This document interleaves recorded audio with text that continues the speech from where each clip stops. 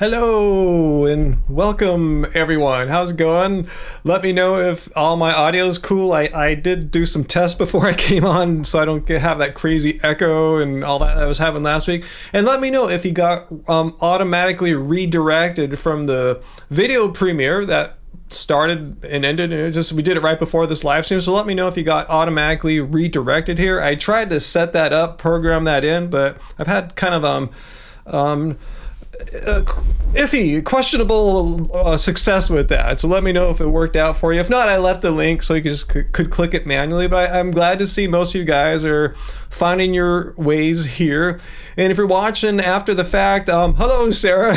I'm glad your sister's visiting you, and we're gonna miss your presence here tonight. But have fun, and we'll see you next Friday, I hope, Sarah. And I'm glad to see Fu is okay. You said you were got up super early or something like that, Fu, so hopefully you can stay awake. I know you're on a different time zone, so it's much later for you as well. So V, you said you had you clicked the link. Okay, cool.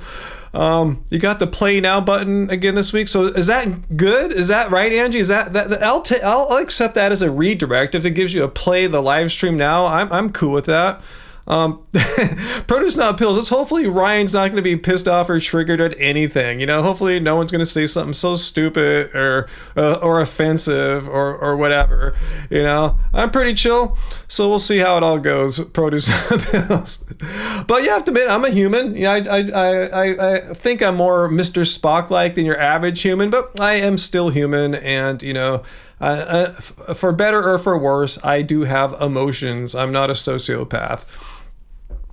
So anyway, Drew, you had to click it manually. Okay, well, it worked, and it worked for Vian Moyman. So anyway, hey, good to see you, Uncle. You got no direction. Did you get redirection? I didn't think you were at the video premiere. Were you, Uncle? If so, I didn't see a comment there, but yeah, that was the thing. Yeah, if you're at the video premiere of my newest video, yeah, hopefully YouTube redirected you to the live stream at the conclusion of that video. But if not, we're all finding our way here, so that's good. Yeah, it's funny how Parth was talking up all this crap during the video premiere, which is not the proper time to try to debunk veganism or whatever he was trying to do. So if you're watching, Parth, come here. Angie's restating his position. He was trying to say that there's no goal of veganism. What do you mean goal? I mean, yeah, the goal is it's maybe the goal is the wrong word. It's a stance against animal cruelty and exploitation. So have a drink. That is it. Just you're against animal cruelty and exploitation. My goal is don't want to participate in animal cruelty and exploitation. So I'm not sure what he meant by that. So if you're watching, Parth, you can come by and try to clarify a little bit. The goal is up to the individual. I mean, what do you mean goal? I'm not sure what do you mean by goal. Veganism is a stance against animal cruelty and exploitation. So the goal is for me to not do that, and I would hope I would dream that others might not as well. You know, that's the goal. But I don't know, it's really weird. It's just a bizarre way of thinking about it. It's not how I go around every day. Yeah, I have a goal with veganism. Yeah, I mean, I would like for more people to be vegan, but you know, there's only so much I can do. So anyway,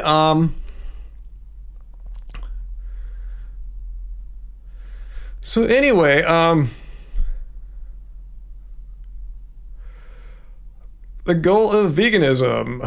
What's that, Vilam? You smell a New World Order conspiracy? Yeah, it's not like a conspiracy or anything. Everyone has their own reasons for going vegan. I mean, what made them go vegan? And, you know, if you're against animal cruelty, you're off to a good start. Okay. Oh, V, you did have autoplay off. Maybe that's it, huh? Maybe you have to have autoplay on to get redirected from the video premiere to the live stream.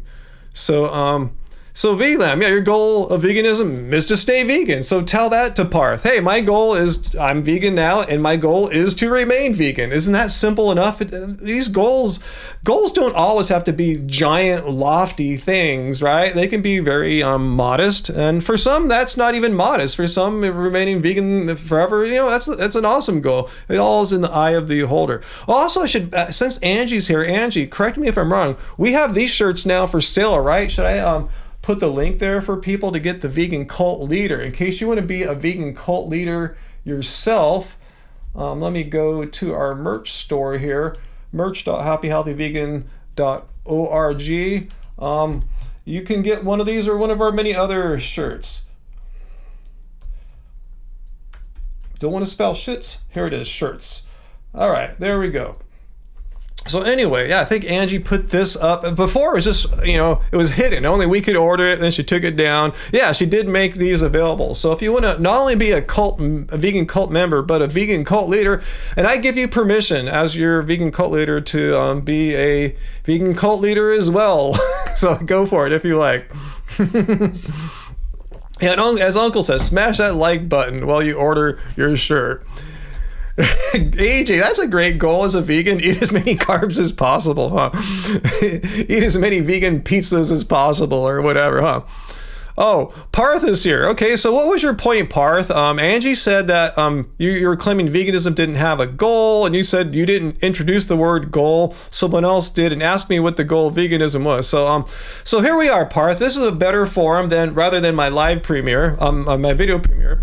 What was your point? Did you not have a point? If you had a point, now is a great time to make it clear. Yeah, during the video premieres, not a good time. I'll block people during that. Anyway, if you have a point you wanted to make about veganism, state it clearly. Get to the point. Just give me your one thing that you wanted to say about veganism that you wanted to say to us or tell me. It's the Vegan Moment. You're wearing your HHV shirt today, and someone noticed. Well, someone knew who Happy Healthy Vegan was. Cool. We're not getting forgotten as time goes on. Hey, vegan metalhead. Yeah, your goal is to eat as many vegan Asian rice dishes as you can. Yeah. And yeah, Angie's wearing a Keep It Carb Baby t-shirt right now too, huh?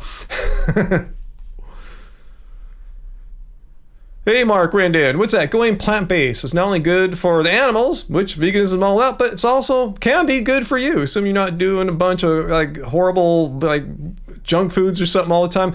I either pay the corporate grocery stores now or pay much more with healthcare later. And yeah, you can get vegan stuff anywhere. It doesn't even have to be corporate grocery stores. Uncle's saying Parth had no goal. I don't know. Okay.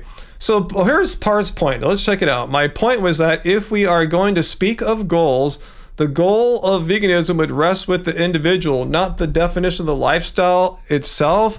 I'm going to just put that on the wall because I'm not sure if I fully grasp what you're saying here. So I'm going to try to understand what you're saying here. So let's put it up here. Here are my rules for the live stream. Basically means be civil, and if you're here to sort of debunk veganism, kind of what Parth is sort of doing here, just give us your one point. I'm going to limit you to just a few minutes so we don't monopolize the entire live stream.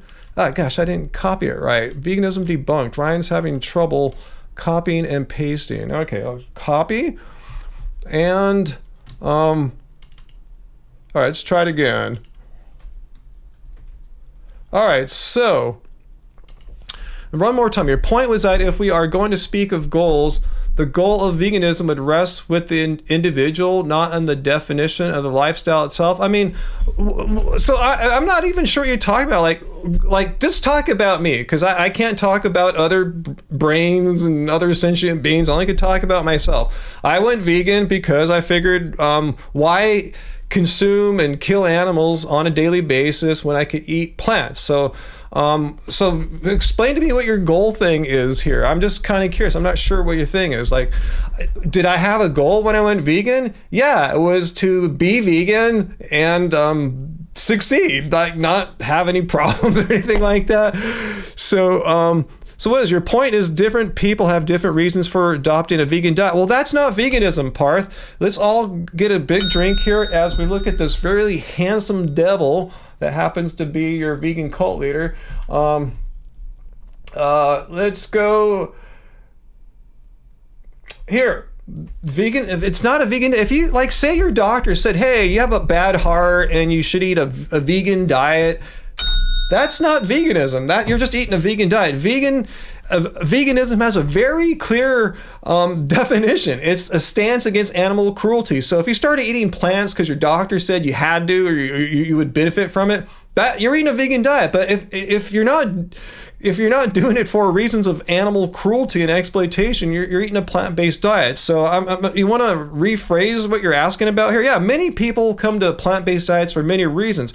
Here's my point. Not everyone who eats a plant-based diet is vegan. I get some people are doing it for health reasons. Some people environmental reasons. And a vegan diet can have benefits for both those areas, but veganism at its core is a stance against animal cruelty. It just so happens it turns out it's not so bad for your body and the planet most of the time. So anyway, yeah, veganism is not a diet, says AJ. It's not a diet. This all repeat with your cult leader here. Veganism is not a diet. It's a stance against animal cruelty and exploitation. And let me give you a great thought experiment as to why veganism is not a diet. Remember I said, like, doctors put their patients on plant-based diets sometimes. I know this. Cardiologists often do this. Say someone was forced to be, say a hunter, a big game hunter, loves shooting animals, doesn't give a crap about hunting and killing animals, but he was forced to eat a vegan diet because if he didn't, he would die. This doctor said, your heart is so bad, you have to eat plants, and this hunter reluctantly goes on a plant-based diet. But he continues hunting, and he also has a job as he owns a slaughterhouse, rancher slaughterhouse owner. Is this person vegan? They're eating all plants, they profit off animal slaughter, and they hunt any free time they get. Are they vegan? No, they're eating a vegan diet. Vegans can't be slaughterhouse operators. Vegans can't be big game hunters. So it shows you the diet is completely independent from the concept of veganism. The diet is just for, it's eating plants, and people could eat plants for a gazillion reasons, but if you're eating plants because you don't want to eat animals because you believe it's wrong to harm them, that's what veganism is. So if you have a question, Parth, okay, so okay, Parth, well, I'll read one more thing, then we'll move on. Like I said, I don't like people to monopolize too much of our time here, because it's our time. We're all here. It's our time, Mr. Hand. Anyway, okay, I see. Per this definition, veganism extends past the diet. No, it doesn't extend past the diet. Veganism is not the diet. Veganism is a belief. The belief that animal cruelty and exploitation are wrong. It's something that exists up here in our minds. It's a concept. The diet is just a natural extension of that belief, meaning if you truly believe animal cruelty and exploitation are wrong, well, you got to eat something, right? So that no animals, so the only thing left are plants and fungi. So a vegan diet is the only logical food choice that if you believe this up here on the screen, if you believe this stuff up here, if you hold this near and dear, this concept near and dear to you, you're eating plants. That's as simple as that. So hopefully we've clarified to you, Parth. Veganism is not a diet. There's such a thing as a vegan diet, but veganism is not a diet. Or if you don't believe that, then you allow the possibility of there being cattle ranching hunters who are vegan. This doesn't make any sense. Too many things, you might get sick. Yeah, Vegan Brian, animal activist. Yeah, Parth, you could watch the documentary Dominion and get a better idea what veganism is. They don't really talk too much about eating healthy for your heart or something like that. It's about animal cruelty. Travis is vegan for the chicks. So anyway,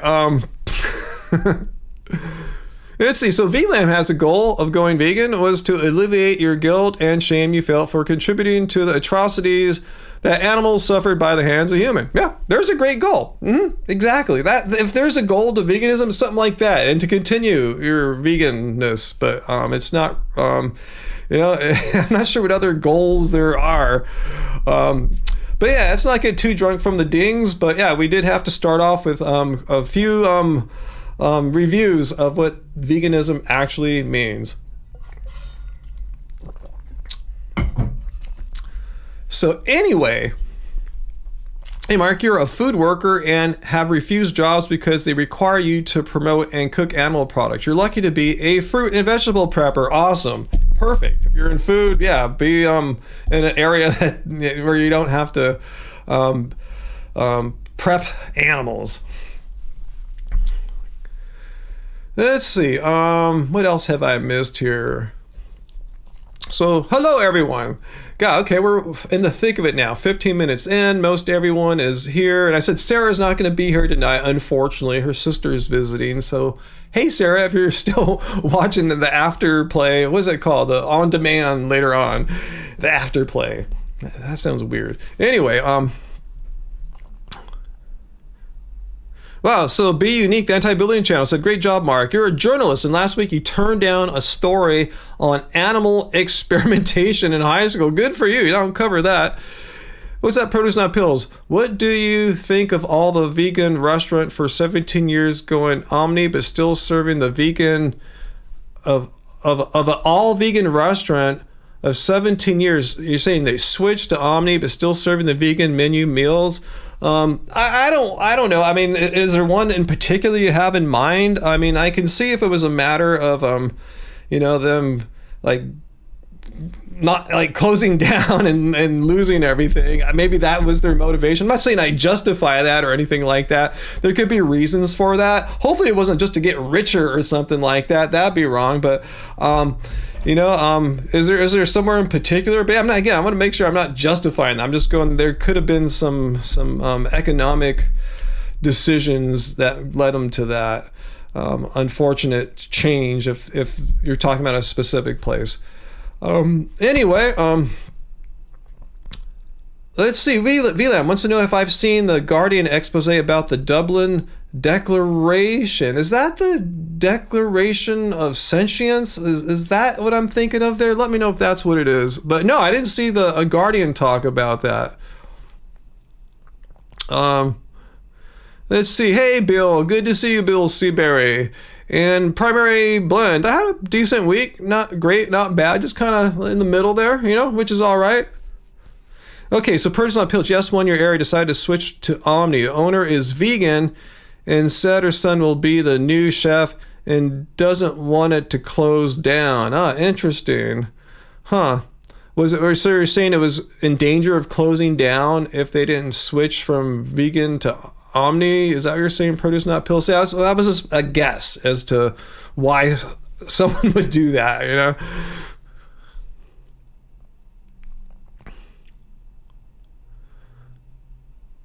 Let's see. Yeah, Vegan Woman, good take to Sustainably Sam. Yeah, we're not a political channel here or anything like that. I won't trigger anyone.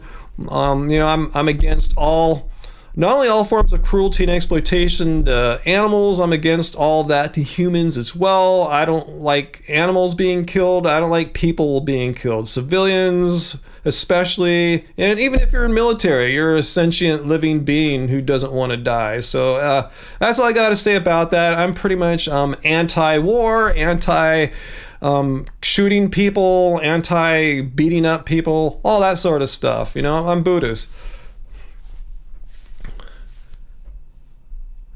Okay, I had the wrong one. I think VLAM, I was thinking the Cambridge Declaration of Consciousness or something like that. I think that's what it's called, which a bunch of scientists, saying, animals are sentient and conscious and all that. So you're saying the Dublin Declaration is thousands of scientists saying meat is good. No, I didn't hear about that.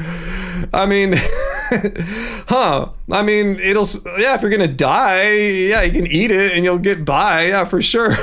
But what do you mean it's good? It's not good for the animal that had to die and give up its life so a jerk could eat a hamburger.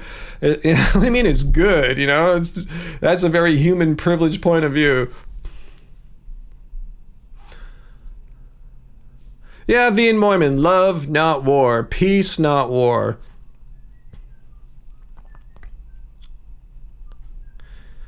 Did I see the new video from Vegan Zombie? No. What did he do?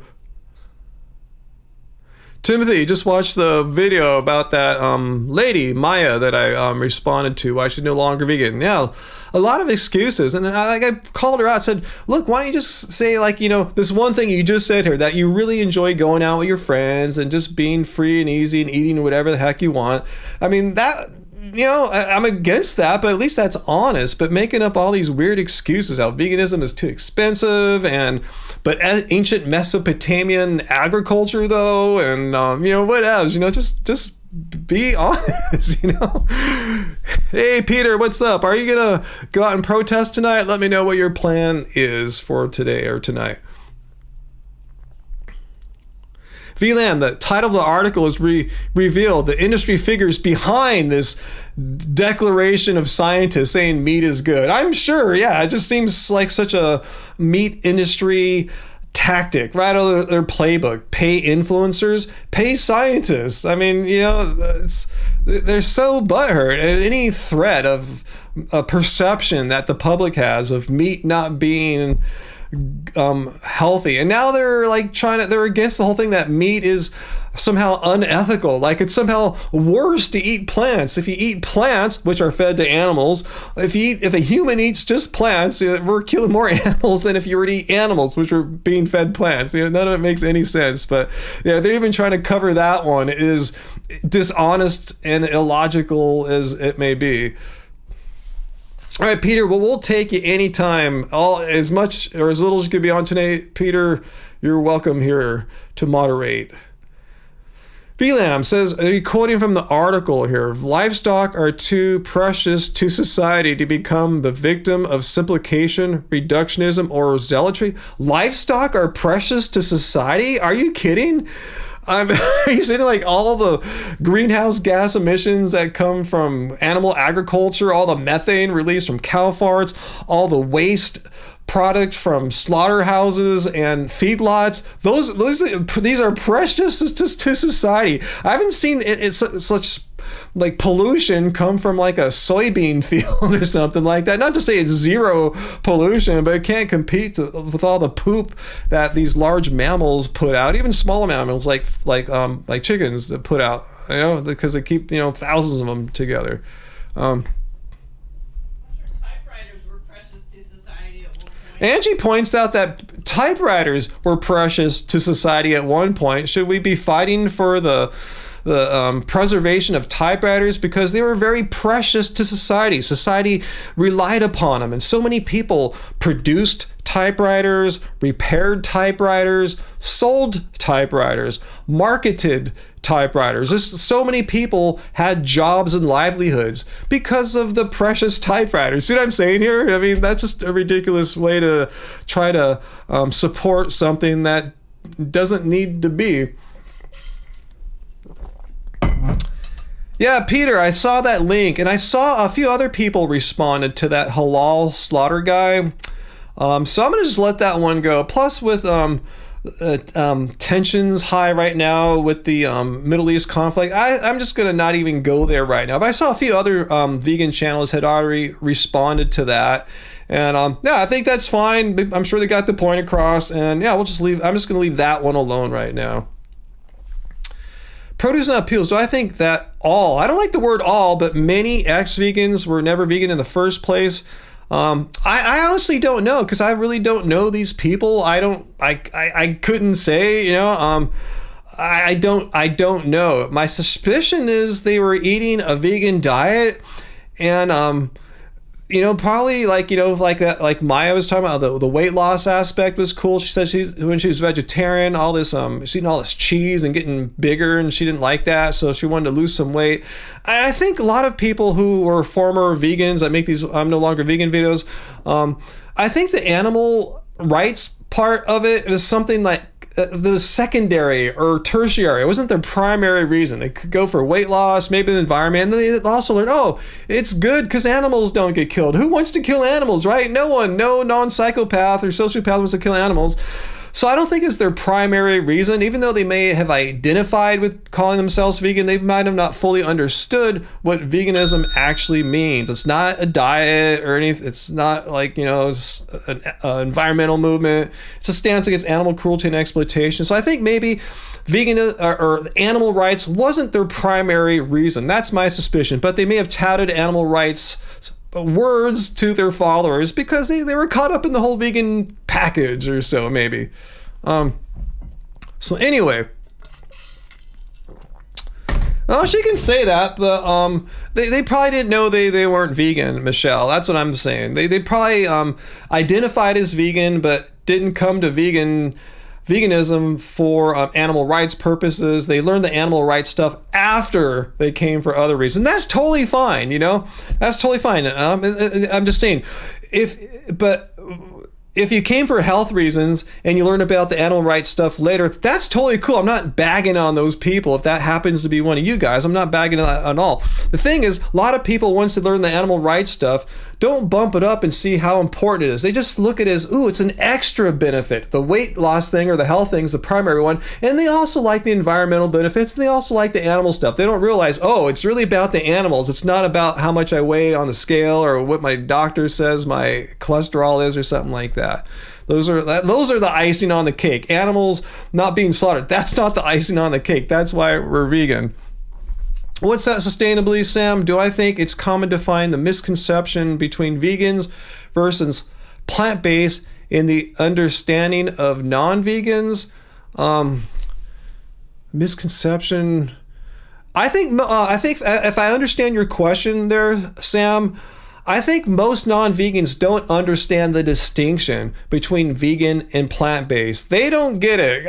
This is why I have to show this darn definition in almost every video I make when I respond to non-vegans, and often to vegans as well. So I think it's such a simple idea. Yeah, we're against animal cruelty and exploitations, but so many non-vegans don't really know what veganism is. They just hear, oh, they eat plants.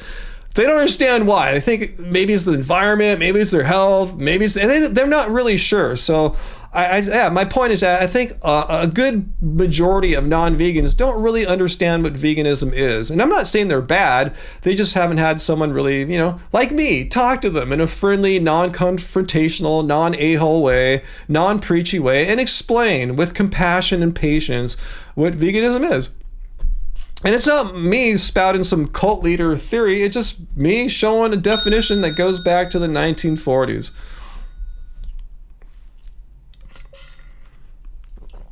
Cool, I'm glad you agree, Michelle. Peter, yeah, I know who you're talking about there.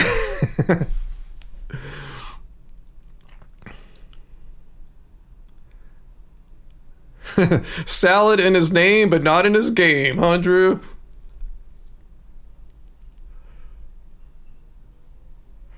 Diablo, those ticks, huh?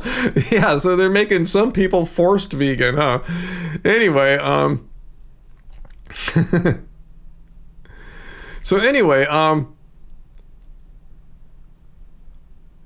let's see, AJ saying to Trini, I thought his rant was appropriate and well said, and yes, he doesn't do it often and for no reason. Oh, what are you guys talking about there, AJ? Quite curious. Who was ranting? Wasn't me, probably, right? I usually don't rant. Angie says she's tired of people who think veganism is eating Beyond Burgers, right? Yeah, that's kind of a new thing. Yeah, people think, oh, you're vegan, so you eat like Beyond Burgers all at every meal or Beyond Meat or some kind. Like, nope. I mean, You can if you want. There's no law preventing you from eating Beyond Burgers at every meal or Beyond products at every meal. And there's no law preventing non-vegans from eating Beyond Burgers every meal too, or even once in a while. You know, there's no connection between a vegan product and veganism. Vegans can eat it, non-vegans can eat it. Okay, Vegan Zombie's latest. Oh, you're talking about Vegan Zombie's latest rant. It's about someone accusing him of being a fake vegan. Oh, is it a certain someone that we know that we have banned? A certain YouTuber a certain sociopathic YouTuber who lies that we banned? Or is it some other person? I'm just kind of curious. Or is it a non-vegan who says, hey, you can't be vegan. Your hair's too long. You look too young, because vegans all lose their hair and age extremely rapidly. There's no way Vegan Zombie could be vegan. He must be lying. Is it that sort of thing? What's that, Andrew? So many guys on Facebook think that if they tell you, a friendly 55-year-old lady who posts non-confrontational, non-judgmental pictures of your meals that you're eating, and you don't say, and you don't add at the end, and if you're not a vegan, you suck. You don't say anything like that. So what do they mean? What do they tell you? They think they tell you that Beyond Burgers are expensive and processed, and then that debunks veganism.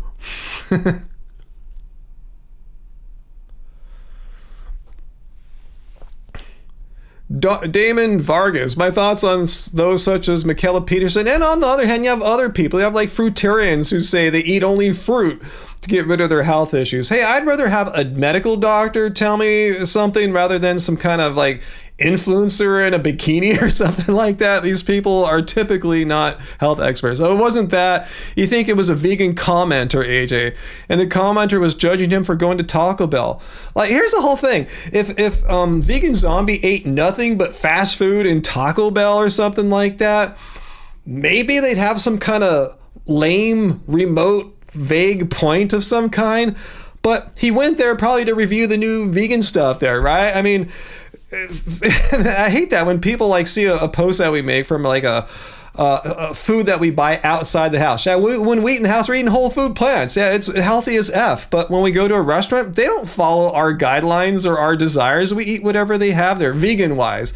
You know, so if someone has to comment, well, that was processed. Well, yeah, I was at Disneyland and that's all they had, you know? Who goes to Disneyland for a health food experience? I don't think omnivores do that, right? Hey, Tin Man Adonis. Let's see. Hey, did you just rejoin your membership there? Can't handle my answer to why I'm vegan. Don't ask.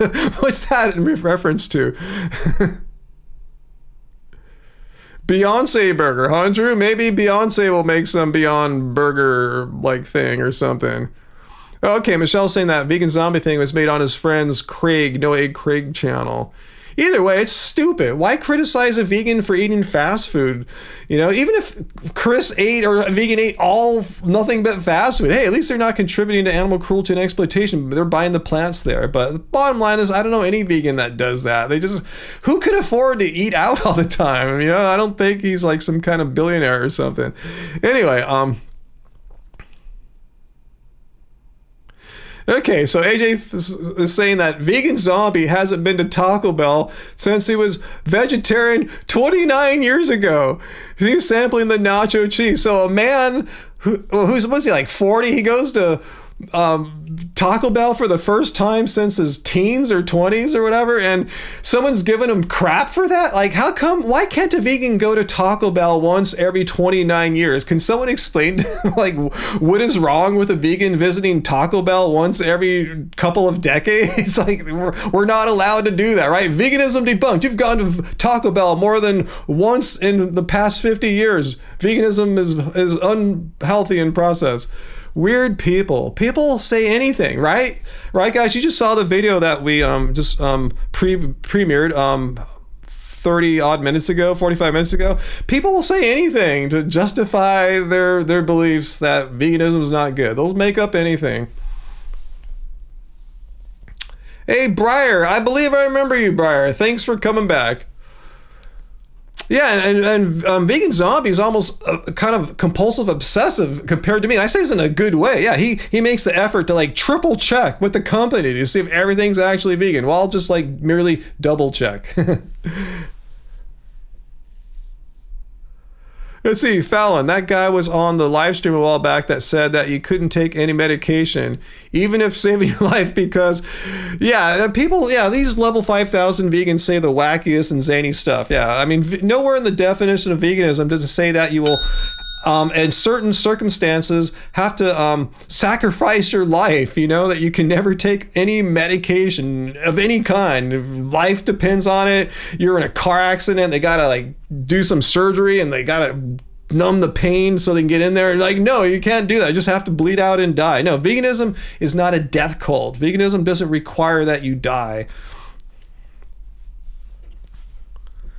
So anyway, and you're saying Chris was doing it for his audience because they asked, because he's a nice guy, you know? Yeah, people just need to freaking chill and just not worry about everyone, you know? Like, stop worrying about what everyone's doing. Just focus on your crap. Get your crap together. You know, why do you have to like virtue signal and like make other people feel bad and harass them? Like, what does that do for you?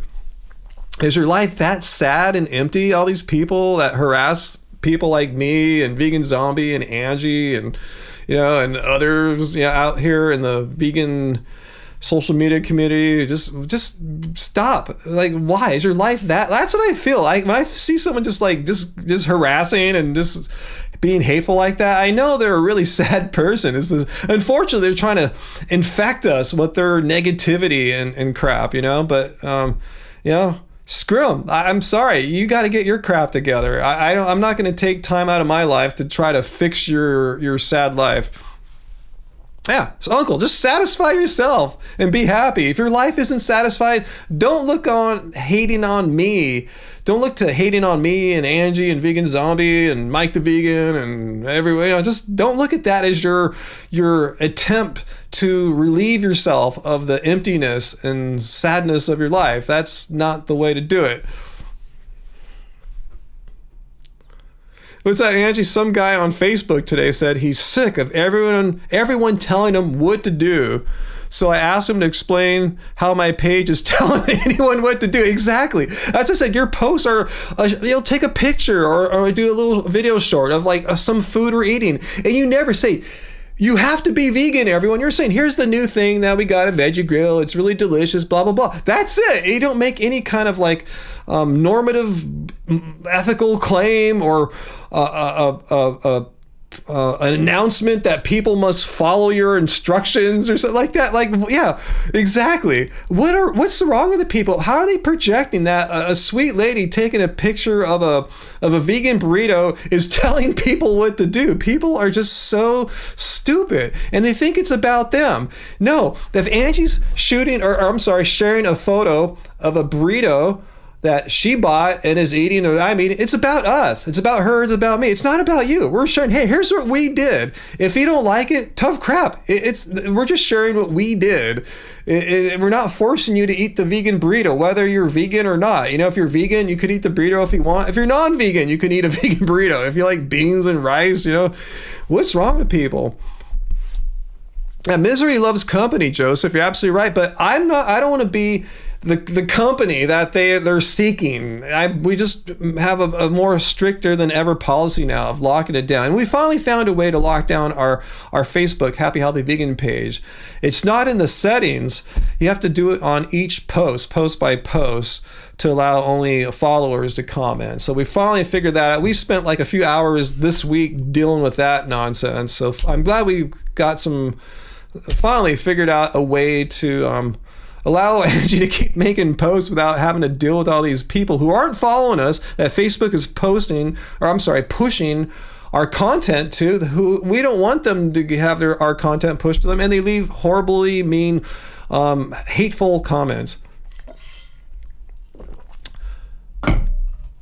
So anyway,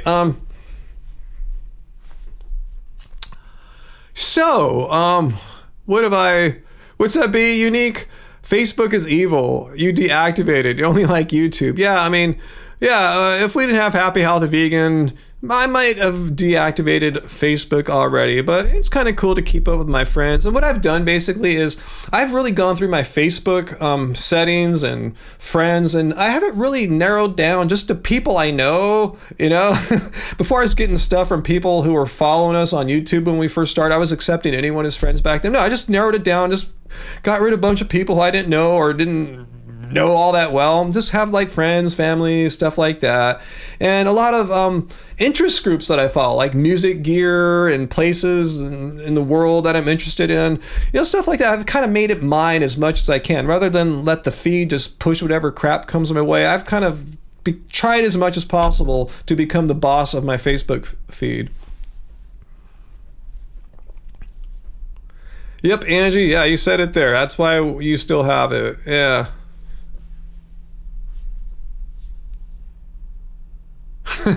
Yeah, excellent, Jana. Pointing out what Angie said there.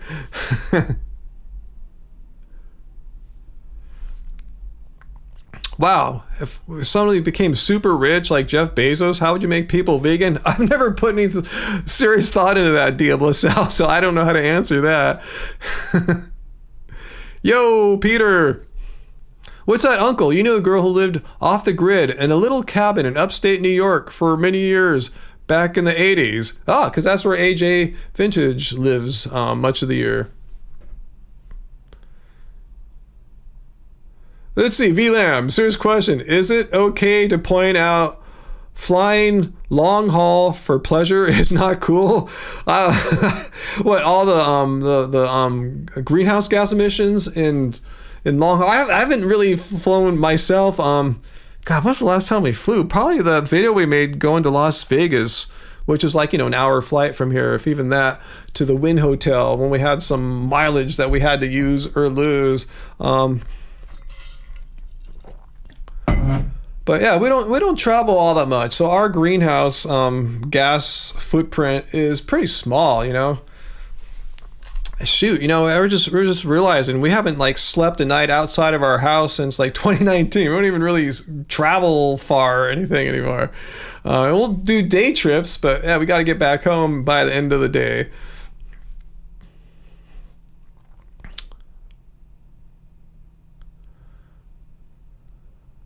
Yeah, people love Angie's post. It's just unfortunate that you guys, I'm not saying you guys specifically, but, you know, people who like our content and her content, especially on Facebook and Instagram, you know, kind of take it for granted. And that's fine. There's people I follow on Facebook and Instagram who I rarely comment, if ever, you know, and I appreciate their content greatly. It's unfortunate I'm not making nice comments to them because I'm sure they'd like to see that, as opposed to like hater comments they're getting. And I'm saying that with Angie too. Not enough people are leaving just neutral or let alone positive comments, and just a lot of the hater ones have been getting through. But like I said, we finally found a way to manage that, and we started a few days ago, and hopefully it's working.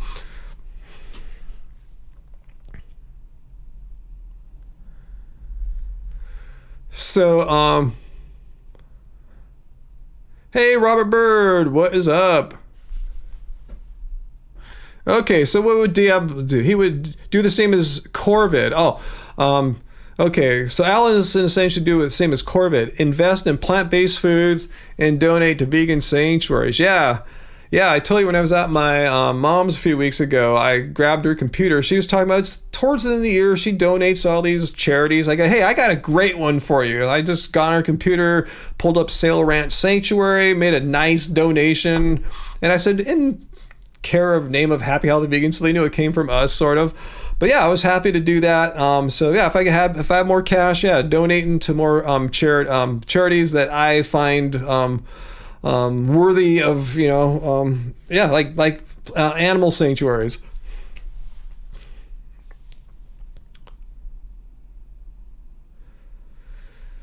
So invested lab meat if you're rich. I don't know. I'm not sure how that's going to work out, Peter. That could be a super great industry disrupting animal meat, or maybe the animal agriculture industry will get all on the defensive and do a multi-billion-dollar marketing smear campaign against it. So who knows how that's going to work out.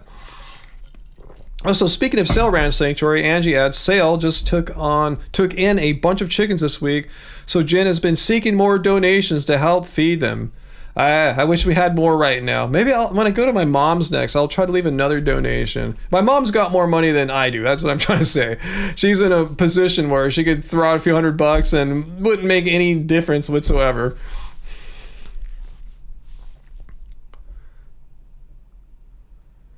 Do we still go to the horror-themed pizza place, Sky?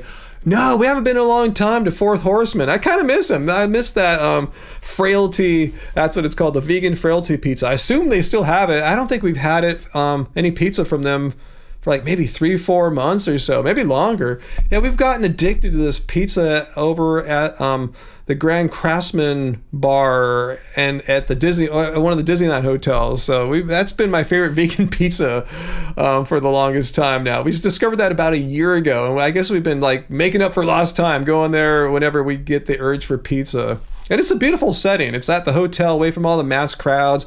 It's next to a pool. Often go there at sunset when the sky's all pretty. It's pretty deluxe. It's living. Anyway,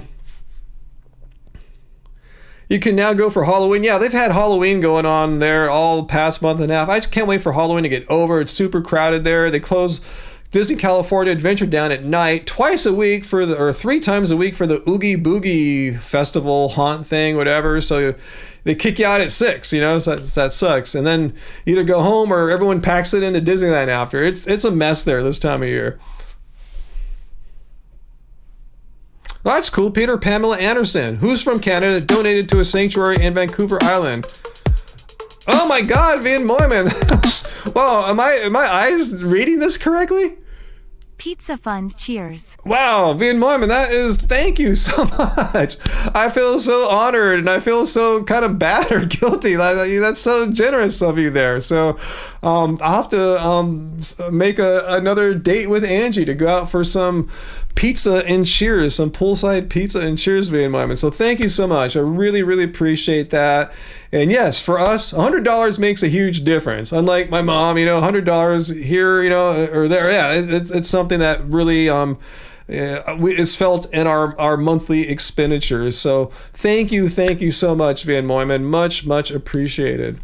Wow. Yeah, whoa, huh?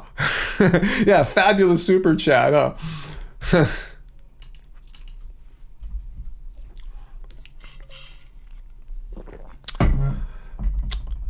Let's see. Jana says, Ryan, true. I know I don't really get online all that often anymore myself, so I don't get to see your and Angie's pages anywhere near as much as you used to. Now that you have internet again, so now you can come to our pages and leave nice comments for Angie. I'm sure she would love to see your nice comments, Jana. Even if it just says, you're so nice. Just something like that. Just something really simple. Doesn't have to be a big thing. Yeah, isn't that cool, Angie? Van Moyman, man. That is so sweet of you, Van Moyman. That is really generous. And I feel humbled and grateful. So thank you very much. Much appreciated. Now we can go to Disney Halloween. No, that costs a lot, Uncle. The Oogie Boogie Disney Halloween thing. I think it's like $150 a person at least, and it's all sold out. So we would have had to spend at least $300 to go for one night of that. And no, we're frugal. We really pick our battles as far as how we spend our money on entertainment. And we're pretty much always looking for value rather than splurging on something. We're really budget minded. Because we need to be. We live very modestly. You need a jam later. Okay, Van Moyman. I haven't played much guitar this week, but I'll as I'm sitting here right now, I'll start thinking of something I could jam for you. Because I usually, if I'll pick up a guitar, I'll just kind of start playing what I was just playing recently, and I haven't played really this week.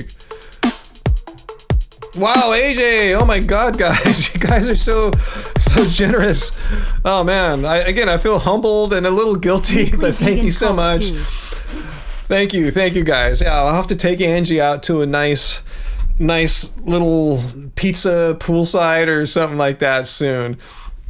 So thank you. Yeah, maybe we'll go next week. We can't go on Tuesday because that's Halloween, but I guess we can just go have pizza and not even worry about it. Oh, but we'll figure it out. But thank you so much. You guys are setting us up to have a really nice little night out, and we won't spend all that there, So some of it will go to help us in our lives too. So thank you. That's kind of a little payday. Yeah, nice tips, everyone, as Trini says. Thank you guys. You guys are so awesome. You guys are so generous. And again, I'm very thankful and grateful for your contributions. Thank you. Because as you guys know, we're not like banking it in off our YouTube views or anything like that, 2,000, 3,000 views, that's not going to really go too far these days. So anyway,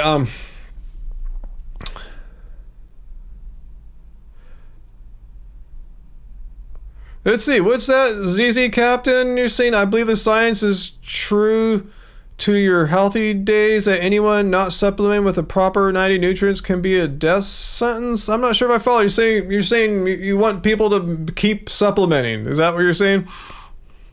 Yeah, we are fan funded, Uncle, fully, because YouTube ads aren't funding us.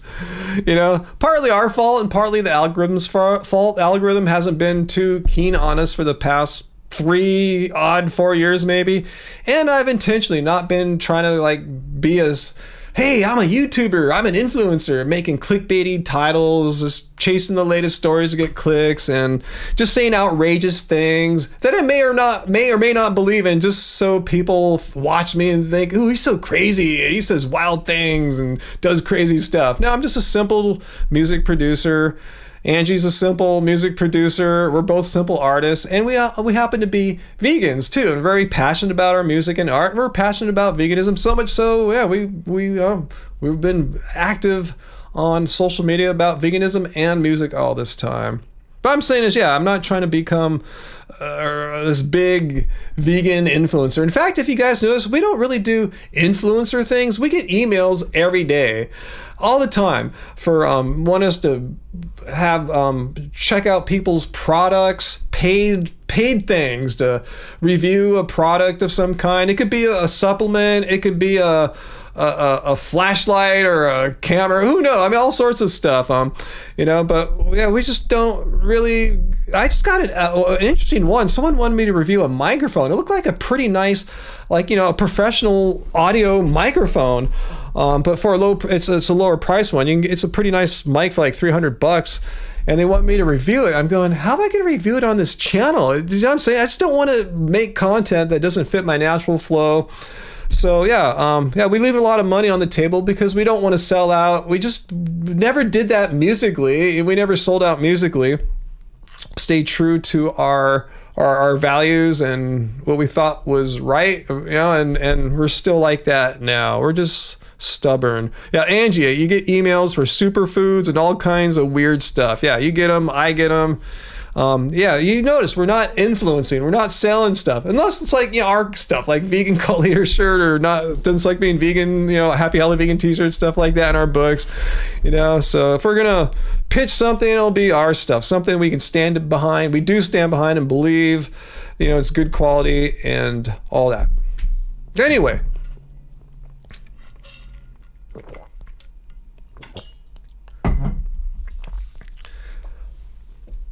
let's see. So Don, if you were a billionaire, you would open up non-for-profit grocery stores and food deserts. Interesting. Yeah, I'm still thinking. I still haven't figured out what I'd do. But yeah, I would definitely donate to Sale Ranch and other animal sanctuaries for sure. I mean, I do already, and I'd be able to bump up the donations more. I mean, I haven't personally donated in a few years, but I did one on behalf of my mom for a few $100 recently, just like a month or so ago. I'll try to get another one in for this year because, donations are tax deductible. It's helping them with their taxes.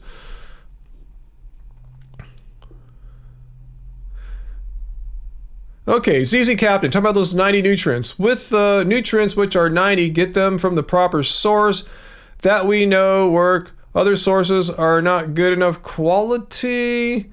Well, hopefully I've been getting them. I've been eating, I eat a wide diversity of plants. I take my little supplement from the Vegan Society too. I got to order a new spray, a B12 sublingual spray. I was just talking to Angie. I go, where's that in the fridge? I haven't seen it. She goes, oh, you threw it out. It was empty. Oh, okay. So we'll order some. And I'm going to try to order that iodine that you guys recommended to me last week as well. So thanks for that. Oh, Peter, thanks for your super chat tip there. Peter, what'd you say? Non-vegan, but did you hear about the person who does reaction videos to people's content, but doesn't add anything or change anything? People think she's stealing others' content. How do you react if you don't change anything? Like, you just play it whole and they don't like talk about it? That is weird. That seems like it would be it wouldn't be what's known as fair use if you're just like replaying someone's video. We've gotten a lot of trouble in the past for just showing like a 10-second clip from the BBC or you know, or whatever, or Mr. Repsion, I remember dinged me back in the day. Oh, Angie, are you making a soup tonight? I see. Okay, I've got all my stuff in the soup pot now. Wild rice, dried mushrooms, carrots, celery, cabbage, potatoes, and spices. So is that our dinner tonight, Angie? I was wondering what we're going to do. Shall we make some Tuscan kale pilaf? We haven't done Panda Express for maybe a month now. You know, I have rewards I'm missing out on. And the app keeps pushing me. You got to get your rewards. But yeah, anyway, that sounds great. A stew, herbs from Provence. All right, you're getting listed all there. Cool. Well, now I know what we're having tonight. Awesome.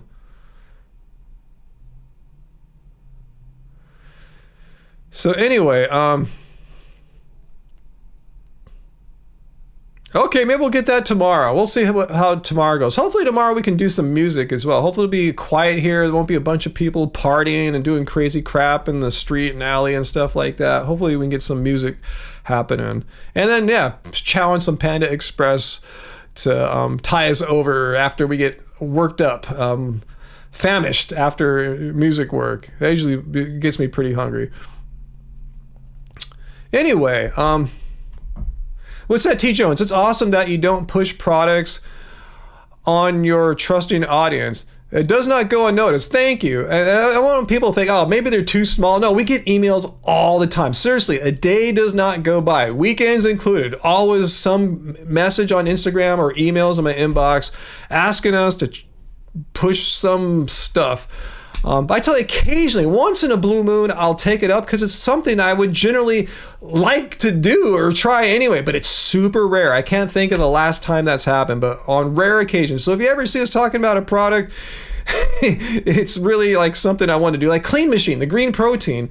If they ever reformulate that again, I'll be back on that, you know, because it's something I want. I would want to do it anyway. Anyway, been watching you and Angie for nearly a decade. Yeah, we've been on a decade, T. Jones. Thank you. As long as you guys keep going, I'll keep watching. Thank you so much. That's all we ask, you know, that we have viewers that like us and hopefully span time with us, because we're here. We're going to be here for a while, still online. I have no immediate plans to retire from these live streams and my pretty much weekly videos and stuff. So we're going to be here. So hopefully if you guys like what we're doing and appreciate who we are and how we do it, you'll be with us.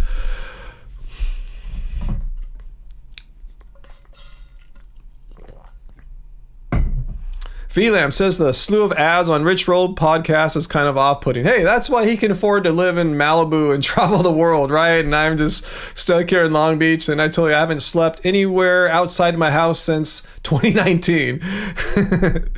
Very modest lifestyle here.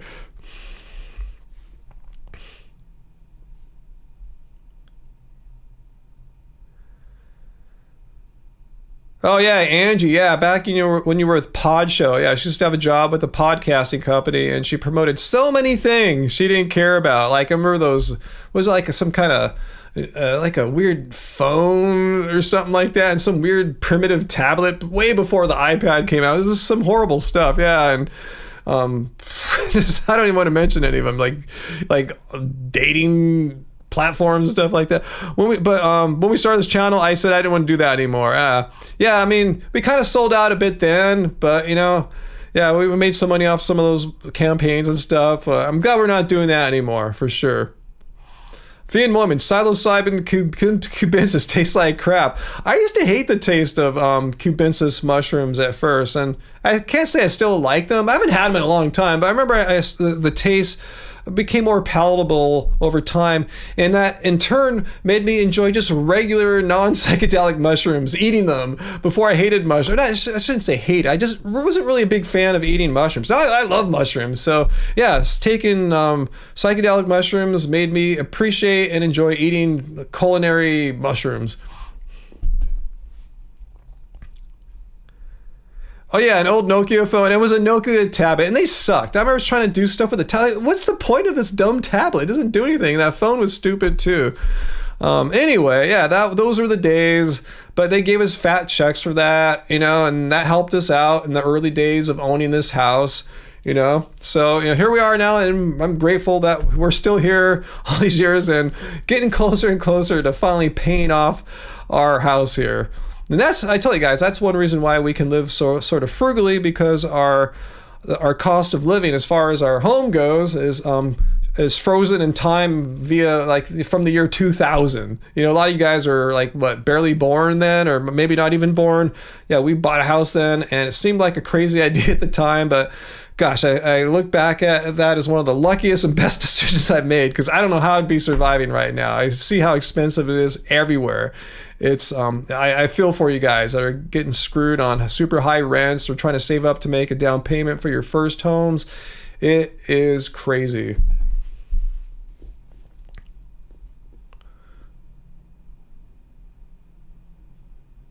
Well, Peter, her channel is Sniper Wolf, but she doesn't change the content. She just does reaction, gets millions of views. Whatevs. Gosh, that's so weird. Corvid, you never be able to afford a house. It depends, like in high cost of living areas, yeah, it's really tough. You could be making $100,000 a year and not be able to save up for a house for maybe like 5-10 years at best. There's other parts of the country where I see houses are more affordable. I've seen people posting on Reddit where they live at, they can get a house in the 200,000s or something like that, which is great compared to like here, like in the LA area. You're lucky to find anything under 800,000. I mean, you're lucky to. I'm not saying those are common even. Yeah, Angie points out the first few years we had a housemate. Our house can kind of be divided into a duplex sort of if you keep a door shut in one of the two bathrooms and like lock it. Right, that both sides are self-contained. Both sides have a kitchen, a bathroom, and a bedrooms, or the two on our side here. Anyway, yeah, that's what helped us out at first, because it seemed like we were paying a lot at the time, but we fortunately had a roommate that paid for like maybe a quarter of our mortgage. And then after he left, we refinanced because mortgage rates went down, and yeah, it's pretty much the same with the refinancing. Uncle, you heard the other day that 50% of the people living in your area are renters. Really? Huh, I thought there's mainly homes there. So I assume a lot of people are renting out their houses there. If so, they're making a lot of money, I assume. But then where do you go once you rent out your house? You got to go somewhere else. Yeah, AJ, yeah, my heart too goes out to young people trying to afford housing right now, either mortgage or rents. The rents and mortgage amounts are criminally high. I agree 100%. Yeah. ZZ Captain says, I pay rent too. At 65, I might not get there either.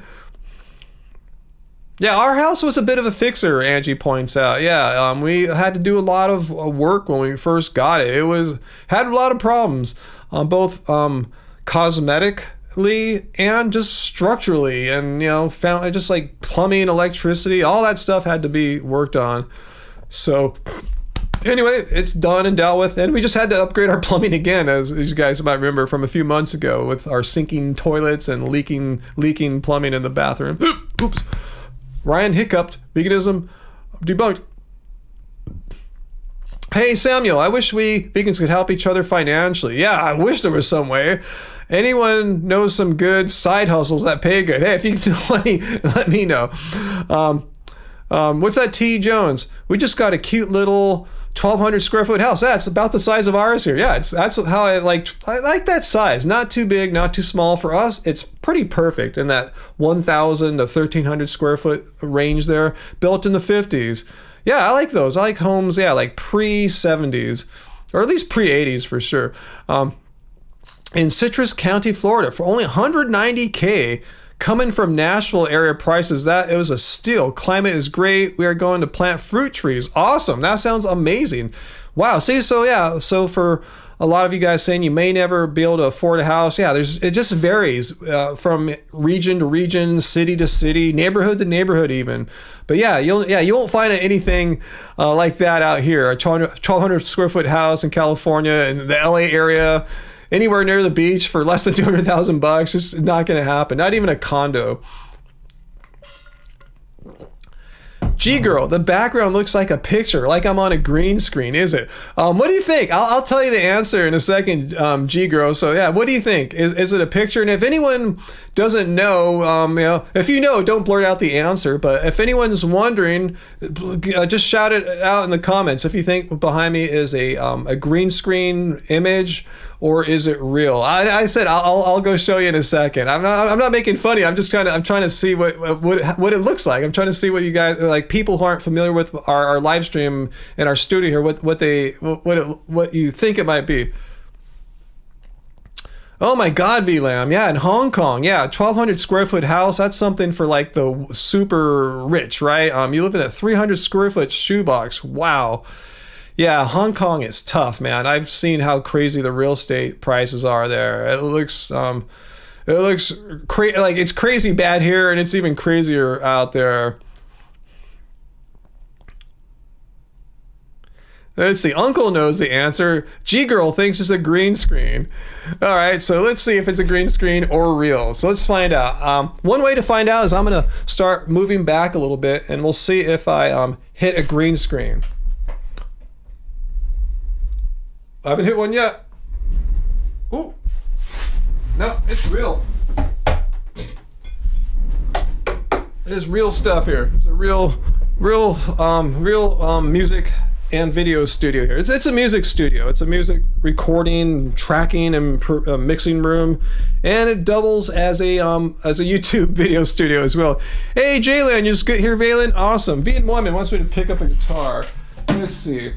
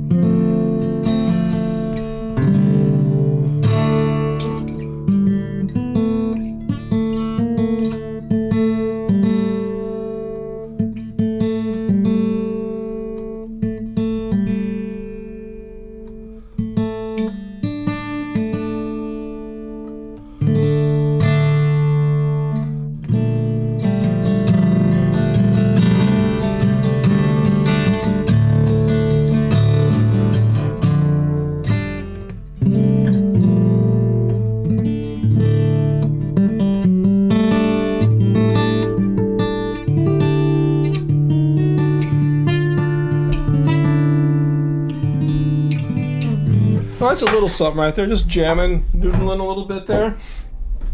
Nothing in particular. Just kind of jamming in an alternate tuning there. Cool. I'm glad you like that, Vian Mormon. Maybe I'll play something else later on too. That was the closest acoustic guitar to me here. I got 3 to grab right here.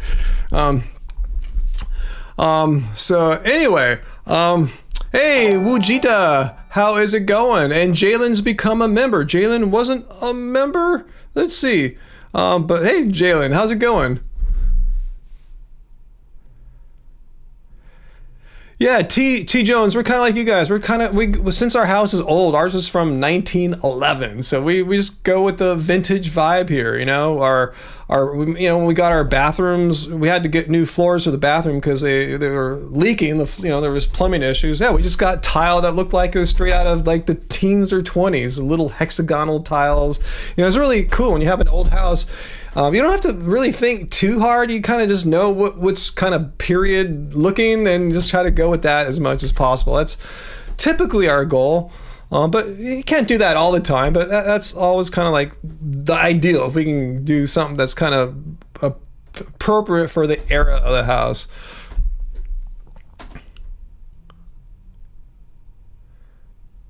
Oh, AJ, you have a okay. I didn't know your stats there, AJ, on your Florida home. It's a 1963 900 square foot vacation home in Southwest Florida, decorated all in mid-century modern style. Sounds nice.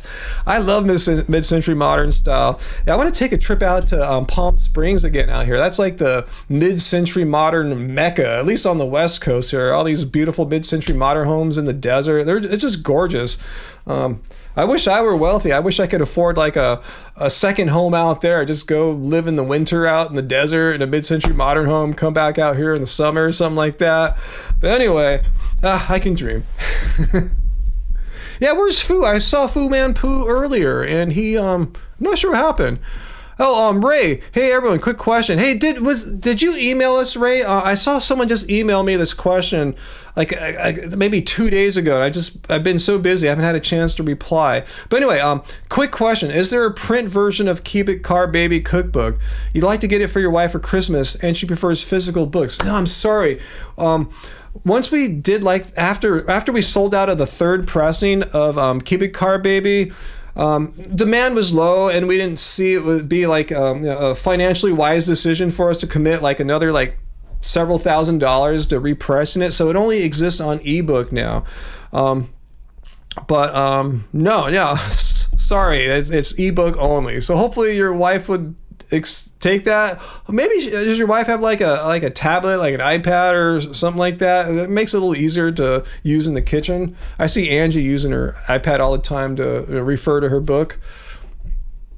Oh, AJ Vintage, Palm Springs is one of your travel dreams. You would love Palm Springs. As long as you time it during a good time of the year. In the summer, it's insane, but we don't go there anytime after like say April to October are really bad. So now's a great time of the year, when it's you can find some days where it's like 75, and that's when we try to time it.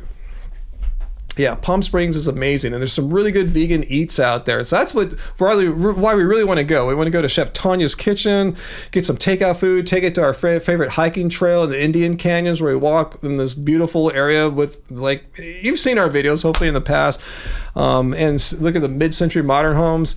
It's beautiful out there.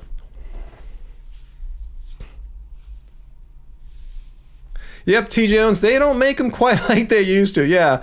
It's going to be hard if I live in a house. It's hard for me to imagine living in a house that was built like 1980 on, I like 70s homes, mid-century modern kind of creeps into there, but anyway, yeah, I like old homes.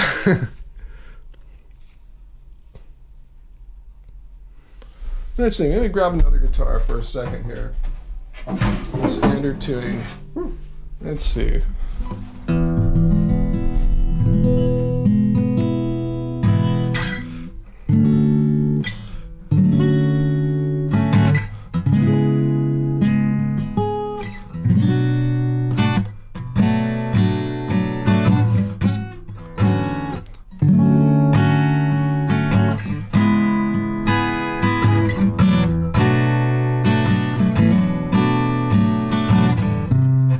Yeah, I went to the wrong note after that. Anyway, some random chords there.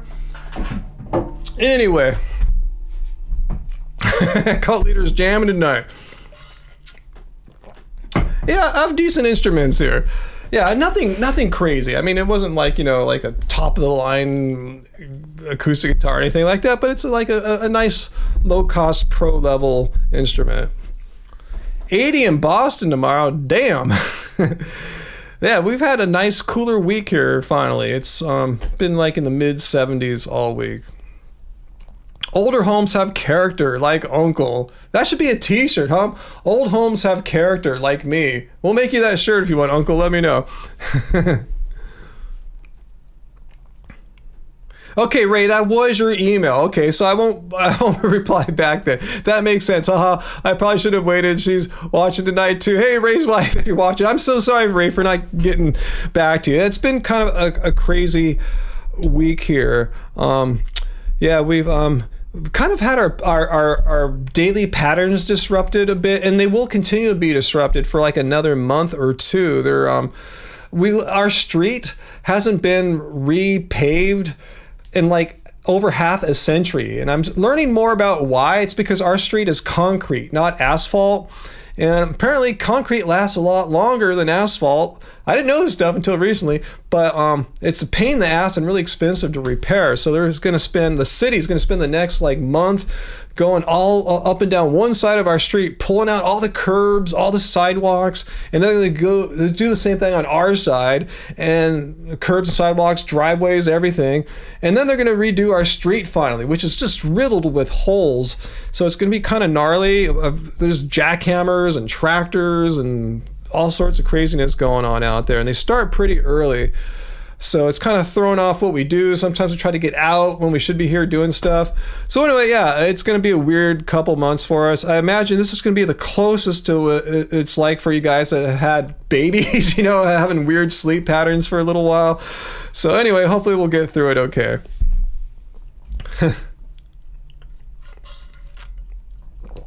What, VLM, you're amazed at how there's an abundance of century-old homes in the West, and much older if you go to Europe, like things that are like hundreds and hundreds of years old. Here we have concrete buildings falling off of 40-year-old buildings. Yeah, anything, even if you have a 40-year-old house or building, maintenance needs to be done. Once several decades have gone by, it leaves plenty of time for things to fall apart. Nature will retake and reclaim land quickly. Oh, Chris Murphy, that's a good year for Homes 59. That's a great year of craftsmanship. Some of the best guitars on the planet were made in the late 50s. Yeah, Uncle, they make a lot of noise when the city tears up your street and sidewalks and driveways. Yeah, and they cut down trees as well. They're going nuts. Fortunately, they're not going to work over the weekend, so we can, get some good sleep on the weekends. I guess you don't get that luxury when you have babies, right? So it's like babies 5 days of the week for us. Wow, that's crazy. Be unique in your 100-year-old house. Yeah, like ours. Yeah, you found old health books in the attic from the late 1800s. Wow, I've been up in our attic a few times. Can't say I found anything of any interest there.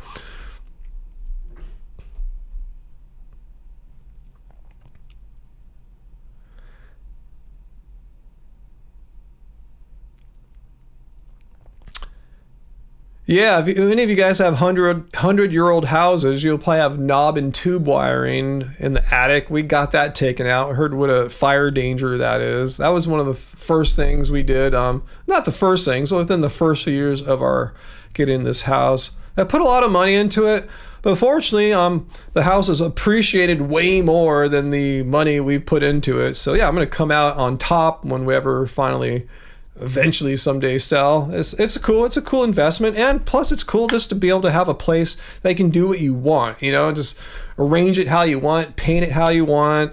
You might be a little intimidated to do that if you're renting, anyway, but that's cool. Yeah, we created all the spaces here that we need for all our purposes. That's why I always wanted to buy a house. So I'm kind of grateful I've been a recording musician, one that needs a space to do music.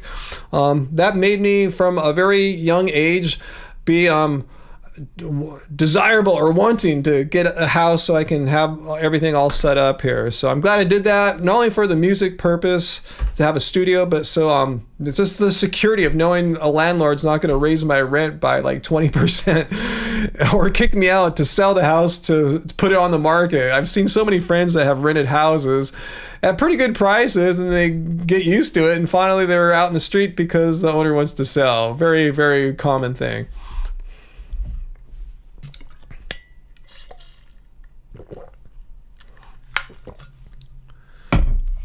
All right, so let's see. Any questions? The old curbs. The old curbs are concrete, I think. They're not black. Like asphalt's black, right? So everything out there is white. Yeah, white curbs and a concrete street. So yeah, it's going to be a fun month or two. I forgot what the signs. We got a letter too from the city letting us know about it. So let's see. Chris's favorite part is you have a workshop downstairs and it leads out to the back patio. Yeah, see, it's cool to have stuff like that. You often don't get that when you're renting, to have garages and workshops and outbuildings like that. AJ, you too. You had to take out the knob and tube wiring from your New York house in order to qualify for home insurance. Wow. Yeah, we had home insurance while having that stuff. Maybe that wouldn't happen anymore. But yeah, we got rid of that stuff. Yeah, we learned what a fire hazard that is. It's weird. Knob and tube. Most people never even heard of it. Most of us are blissfully unaware of that. Unless you get an old house and you realize what a huge problem that is. Corbett, a house down the block from you that's painted all black. It looks nice. Yeah, when I lived in San Francisco, I lived about a block and a half away from an all black Victorian. And I soon learned it was owned by Anton LaVey, the leader or founder of the Church of Satan. He lives right down the street from me, basically. It's all black and had a gate in front of it. And I'd never been inside it, but I saw a photo shoot that they did there with like a fashion magazine like GQ or Playboy or something like that. Yeah, clothes, nothing erotic. It was so beautiful inside too. All the hardwood floors and the wood paneling and beams. It was an amazing house. Unfortunately, I Googled it recently to see if the house is still there, and it got, he passed on, and later on his house got demolished and some new thing is there now. Anyway. Yep, you don't hear me talk about the Church of Satan too much on this live stream. Hey, thank you. New subscriber. Where did that go? I just saw El Astuto. If you're watching right now, El Astuto, say hello or hola or bonjour, or wherever you're at. Say hello to us. T. Jones, am I still thinking about relocating to the Napa area, or is it Hawaii going to be the play? I'm not sure. I'm researching many possibilities, T. Jones, because I have no immediate plan to move right now. In fact, I can't right now. So anyway, I'm just researching different areas. Yeah, I didn't really, Napa per se wasn't really on the radar, just because I've seen what a fire hazard that area has become. But some areas near there, like in the Marin direction, are seem kind of appealing. A lot of people think it's like super expensive there, and it is, but not everything is like super like, you know, a lot of there's homes that are like they're worth like what mine are. So that's a possibility. So yeah, I'm researching different places. So yeah, when the time finally comes, we'll have that research under our belt and be prepared to make a decision if we can. If not, I'll have to. I guess if I had to, I could live here forever if I had to. You know, it's not a tragedy living like a mile from the ocean in California. It's not horrible here or anything. But you know, I've been here a long time. Been here for 20 plus years. And I've lived in Southern California pretty much my entire life, you know. I have. I mean, I lived in San Francisco for like half a year one time. So I'm kind of ready for a change. I've explored everything I can here. Been everywhere multiple times. I'm kind of ready for new scenery. Yeah, Mendocino looks fabulous. The whole coastline north of San Francisco is attracting me. Yeah, Big Island's still on my radar. So yeah, I'm just researching right now, getting my facts together, and not only researching, just trying to get my financial crap together right now too. Like trying to, like, you know, get all my investments tight, and so that they'll be working and serving me properly when the time comes. And you know, I'm 56 right now, and just 3.5 more years, I can start like taking money out of my my individual retirement accounts. And a couple years after that, you know, if it hasn't been gutted by the GOP, Social Security kicks in too. So yeah, I have some possibilities for the future. Yeah, Vian Moyman, where to retire is a good question to contemplate. Exactly. Mm-hmm. Right-wing vegan saying, imagine if I had purchased the Anton LaVey mansion and rebranded it the House of Satan. That would have been quite ironic, and I'm sure the Satanists would have appreciated that irony, because from what I understand, they're quite into humor. Yeah, Anton LaVey. Yeah, it's who owned that house that was right by me when I lived in San Francisco.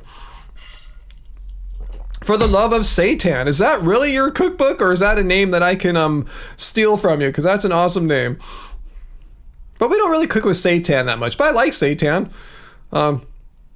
Kimberly, BF, I don't think I could ever move too far from the ocean. Yeah, and everywhere we're thinking is going to be pretty near an ocean. Like in, yeah, if it's a big island, won't be too far from an ocean, obviously. If we're in like Northern California, going to be either near an ocean or the bay or something like that. Not too far. Yeah, Sonoma's super nice. That's one cool thing about living in the Marin area. You're just like, pretty close, not too long of a drive to Napa and Sonoma. Sonoma's super nice, T. Jones. I passed through there a few years ago. Napa, a little stuffy. Yeah, I'm more of a Sonoma vibe. Yeah, Napa, I know what you're saying. Napa, a little stuffy because of all the wine money, but there are definitely nice little towns in that region. And I don't need to live in those towns, but if I could be half an hour away from those wine areas, that's the dream right there. There's so many cool things living in that northern Bay Area and the North Bay area of California.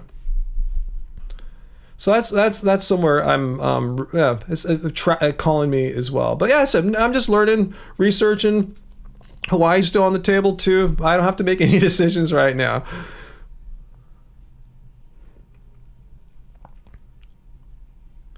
Iowa? No, Iowa's not on my list. I mean, it sounds amazing from what Mike the Vegan says, and he lives in this peculiar kind of hippie kind of meditation town in Iowa. It sounds cool. I want to come visit. But no, I don't. No, I couldn't move that far from the ocean. Right wing vegan. I'm sure it's awesome. Like I said, I'm an ocean guy. I've always lived kind of near the ocean. Well, not relatively near. When I was younger, I grew up maybe 30 miles from the ocean. But yeah, I gotta be near water. I mean, ocean water. Yeah, AJ Vintage. But yeah, if you're looking for lower cost of living, that Midwest region away from Chicago, yeah, some inexpensive, beautiful houses. Yeah, Mike was showing us that what you can get for your money there in Iowa, and we're just like jealous. Like, wow, that you guys are lucky. That's where you're from. You're used to that kind of climate and everything like that. Learn to surf the amber waves of grain. I'm sure Iowa's amazing, yeah, but not for me. Free corn. Uncle, you remember being here when you were a little baby? Yeah, see, you're like me. We're California people, so odds are I'll probably end up in California still, just a different region. Heck, I'd think about living in your area, Uncle. That's pretty nice out there in the South Bay. That's not too shabby of a place to be stuck at.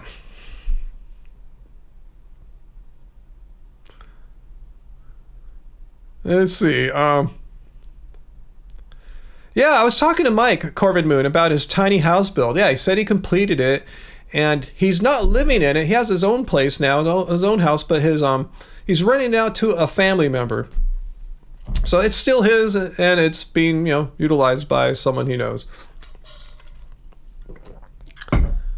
And I forgot which city he's in. I'm not sure if he shares that. I don't want to blurt it out and blow his privacy or anything like that. But but honestly, I don't know which city it's in. Y'all should travel. It's a big world. Yeah, we have traveled quite a bit. I've traveled a bit in my life, Yannicki. But yeah, right now, I tell you, I haven't spent a night away from here since 2019 because I no longer have a pet sitter. She has moved away, and I haven't found anyone I trust that lives near me.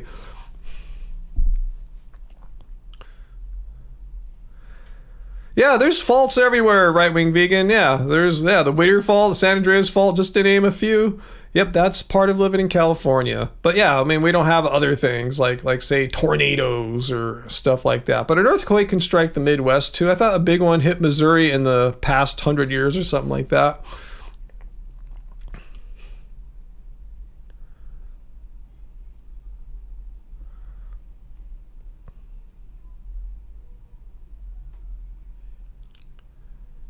Kimberly BF, born and raised in New York. According to your mom, you took your first steps on the beach in Atlantic City. Awesome.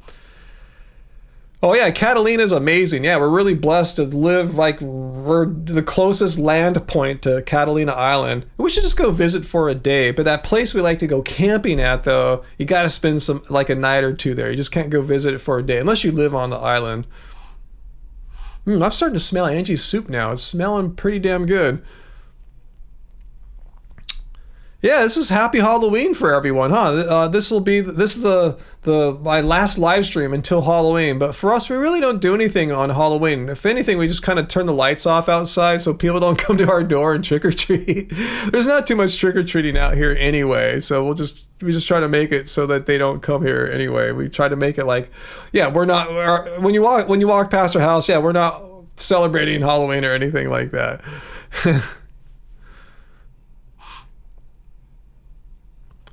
So, any questions? That's been super chill tonight. I'm glad that we're not dealing with a bunch of knuckleheads or people coming here hating or bullying or anything like that. This is chill. This is nice. Yeah, good time to ask a question. Oh, shit. Oh, man. Banging up my nice guitar there. This one I've had since like 1989 or something like that, or the early 90s. This has been on my old albums that I made with my prior band, Love Spirals Downwards.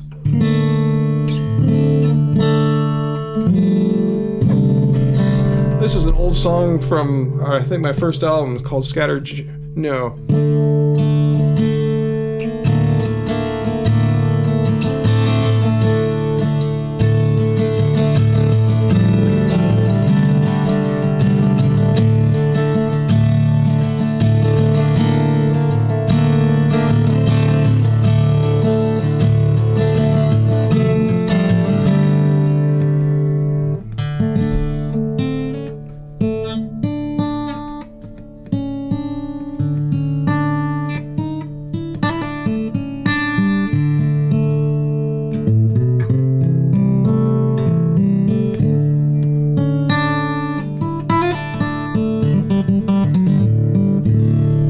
The same tune. It kind of sounds like The End by The Doors.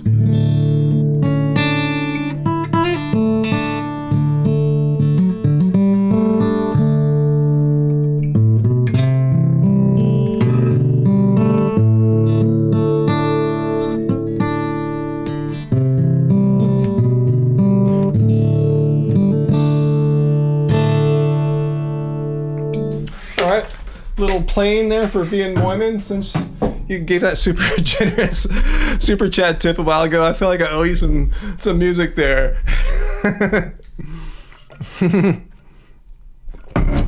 Anyway, let's see what you guys are saying since I was jamming there. Yeah, zero trolls. This is beautiful. This is kind of beautiful, you know? It's great not having trolls, not having vegan guys come here and try to act all tough and try to be dicks and stuff. Like, it's just nice being chill with you guys. I love it. Anyway, let's see. Heidi, you took the train that went by Salem, Massachusetts today, and there were just floods of people going there. Lol, it's a whole thing this time of year. Yeah, some areas get crazy during Halloween, huh? Like till Disneyland gets crazy like that. Yeah, that one I was just playing there is an Ovation. Yeah, one I bought like in late 80s or early 90s, and I've used it on it was like the main guitar on my old LSD Love Spirals Downwards albums. Let's see. Vian Woman, you play your broken guitar because it's your favorite over the others. Well, if it's broken, I guess it can't be too broken, right? If it's still playable. Who is Pierre Ben Susan, right-wing vegan? Great guitarists spend half their time tuning their guitars. No, they don't. You just tune it up and it's going, and unless it gets out of tune, but you shouldn't spend that much time. The other half playing out of tune. No, I mean, I can see the humor in that, but it doesn't work that way. Let's see. Hey, Groovy Lisa. Yep, Graham, it happens. That happened last week. Yeah, I kind of forget Halloween happens, and you start seeing people dressed more goth-like. It's Halloween tonight, yeah. But I tell you, I'm probably not going to do anything. Maybe we'll watch a movie. Maybe we'll watch Only Lovers Left Alive. You know, that movie I'm all into with Tom Hiddleston. We just watched The Shining a couple nights ago. I think it was only the second time I've seen it. I hadn't seen it in a long time. That's a cool movie. I like movies like that and Rosemary's Baby, where it's not about blood and guts and teenagers having sex and they get their head cut off. You know, I'm not into that kind of thing. I like the more psychological thrillers like that, and that's a cool one. If you're like me and don't want to see a bunch of blood and guts, I mean, there's a little tiny bit, you know, not much though, you know. But yeah, Shining, Jack Nicholson, amazing movie. Yeah, so yeah, it was on God, where did we see it on? One of the streaming services had it that we have, so it didn't have to pay a penny. So yeah, that's my Halloween recommendation for you guys. If you want to see a cold weather, scary, psychological thriller, The Shining. Oh, that's one of your favorite horror films, AJ? It's one of ours too. Yeah, Angie has seen it more than I have. She was the one that brought it up. So let's see. So Pierre Bensunen is a great fingerstyle guitarist. He said that while tuning during his set. He's probably want to say something to distract the audience that he's tuning all the time. That is funny. I'm giving you good ideas for movies. Oh.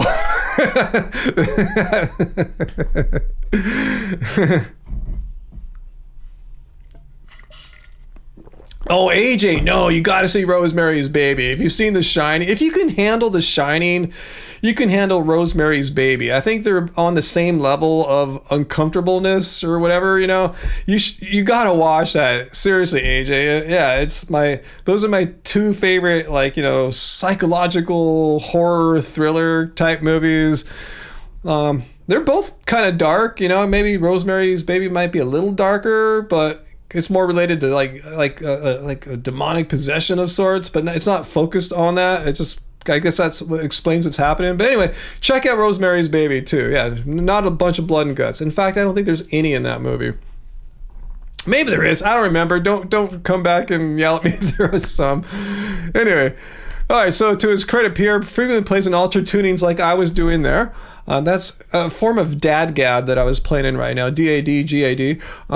So most of the times it's changing tunings. Exactly. Yeah, that's I have two acoustics right now, two steel strings, one in standard tuning and one in an alternate tuning. So I'm not always going back and forth because it does take a while. Even if you have a tuner hooked up, it takes a while to go from one tuning to another and make sure that it's tuned right, that you're not sharp or flat on any strings. All right, you'll watch it this Halloween. Awesome, AJ. Let me know if I gave you a bum advice or not. I don't think I am though. Yeah, Omen's a good one too. Yeah, Omen and Damien, those are great ones too. Yeah, absolutely. I wouldn't mind seeing one of those again. Oh, yeah, season 2 of Loki just came out. Unfortunately, we had Disney Plus. We got it on that $1.99 a month for 3 month specials. Anyway, yeah, perfect timing. That Loki, he's the only like Marvel superhero that I know or like, you know, and I love Tom Hiddleston, so it's like I love it. You know, yeah, they don't wear tights and fly around and all this weird stuff. You know, he just wears normal kind of clothes and fixes problems. I guess I can relate to him. But yeah, the new Loki's out if you guys are into that kind of thing.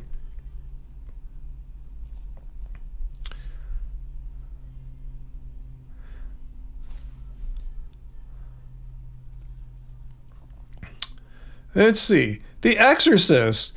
I haven't seen that for a while either. I think that one's a little more like hardcore, maybe. I'm not sure what the right word is, but I like these older ones. But you guys, this is the time of the year to watch these kinds of movies. Uncle, I have fiber optic service, if that's what you're wondering. So I used to have like Spectrum or Charter cable, and I was having a lot of technical issues that they were unable to correct, and the price was really expensive. So I thought I'd try fiber, and I love it. It's just better in every way imaginable. It stays on way more, rarely goes out. My speeds are consistent, both upload and download. A lot of people don't realize that most of the time, or pretty much always, when you get cable internet, your download speed's really high, but your upload speed's really lame.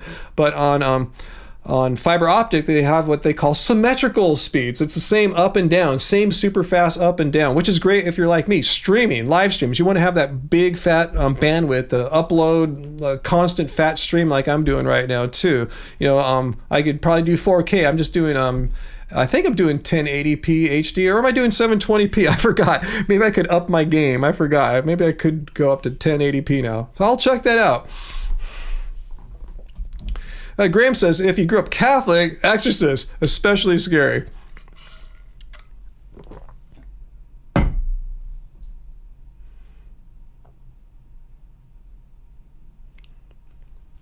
Exorcist, lol, crazy movie, yeah. Yeah, fiber optic. Fiber relies on light, not electricity. Which all blows my mind. All these little quantum particles, be it electrons or photons moving at the speed of light or whatever. Crazy. Let's see. Any questions? Well, we're still just kind of in between topics here. Let me grab the guitar again as we're thinking of if you have any questions you want to ask. Oops. Yikes. Sorry if you were listening really close there.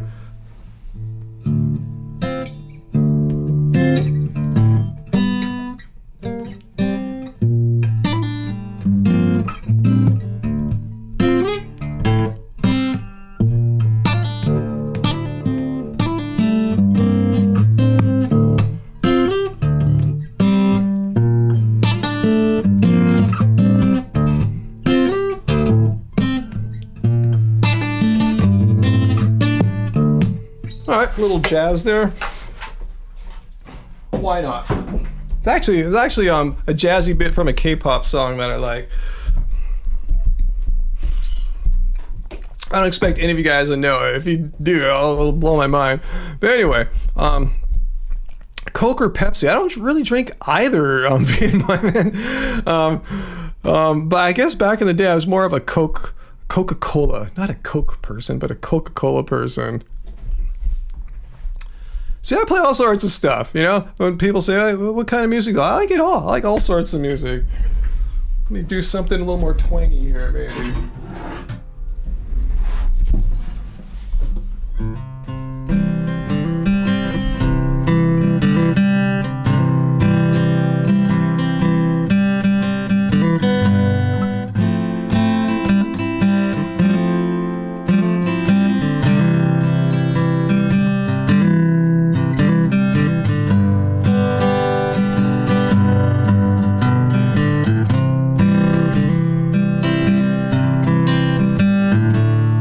Anyway, just jamming some stuff, not doing anything particular there. Anyway, let's see. I don't know My Way Home from Blind Faith. Yeah, I never tried to learn that song. I should. That's a cool jam. Do I have a slide guitar? I actually do have a lap slide. It's a really cheap one. It's not that good. I've used it on just a couple of occasions.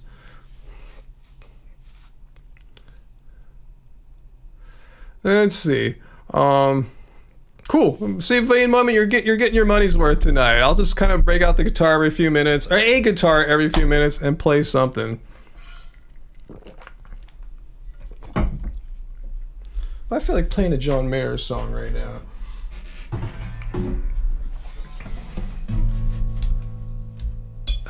My pick just fell away. Let me see if I got...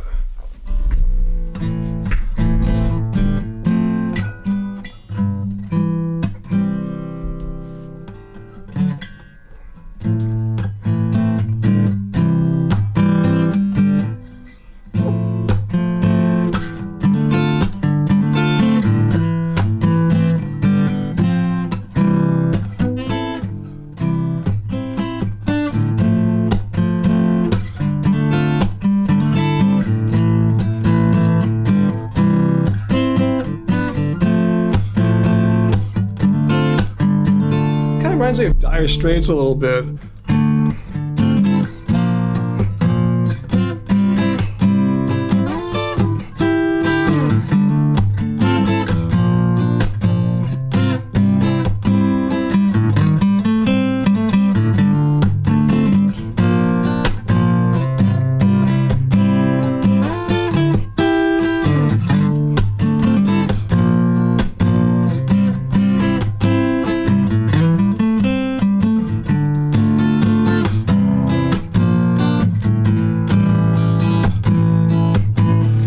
Anyway, I'm giving Vian Moyman a little concert tonight because he gave me that super generous super chat tip earlier. So Vian Moyman gets some extra bonus songs tonight.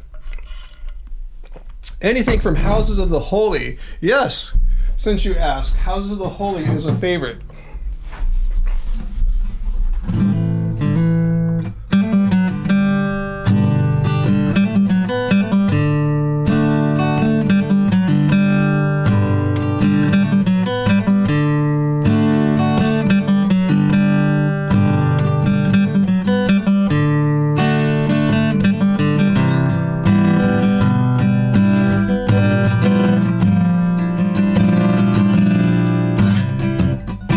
I screwed that part up.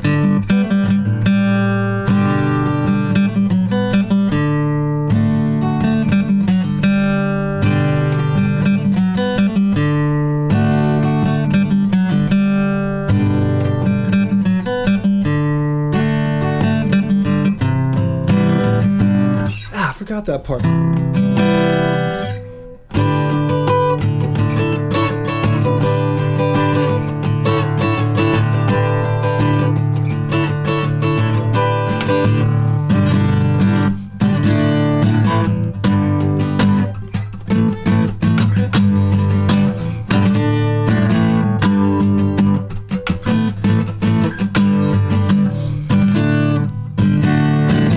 Anyway, something like that. All right, so got the lead out there.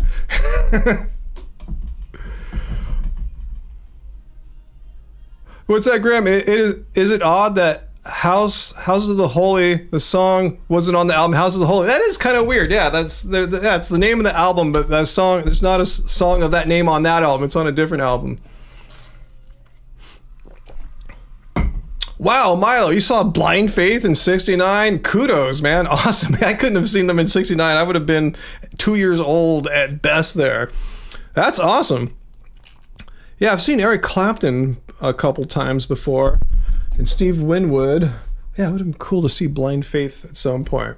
Cool. I'm glad you're enjoying the music tonight. I'm surprised I can still play since I've been so out of practice lately. It sounded like, yeah, Jane's Addiction was influenced by Led Zeppelin. I mean, they've made that known, yeah. It kind of sounds like Jane Says, huh? So I could have seen them when I was 2. Yeah, babies go to concerts, huh? But my parents weren't like into hip music like that, so they weren't into hippie stuff. Maybe like Burt Bacharach. And I love Burt Bacharach stuff, you know, but they didn't even take me to a Burt Bacharach concert. I don't even Burt Bacharach. I don't think that's the kind of.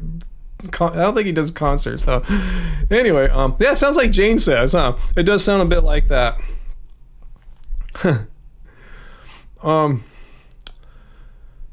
By Jane's Addiction. I wonder how VD plays guitar. I wonder, huh? I wonder what kind of tasty licks VD can play. Just kidding. Yeah, I've been playing like most of my life, you know. I started playing in like maybe first or second grade or something like that, you know. And I mean, sometimes there's been periods probably I barely picked up a guitar over a year or two or something like that. But it's like surfing. You know, I've been surfing on and off most of my life. I've been playing guitar on and off most of my life. I've been playing basketball on and off most of my life. Wow, you saw Cyndi Lauper when you were 4. I don't know any Cyndi Lauper songs. You were into Zappa and Captain Beefheart. Awesome, Uncle.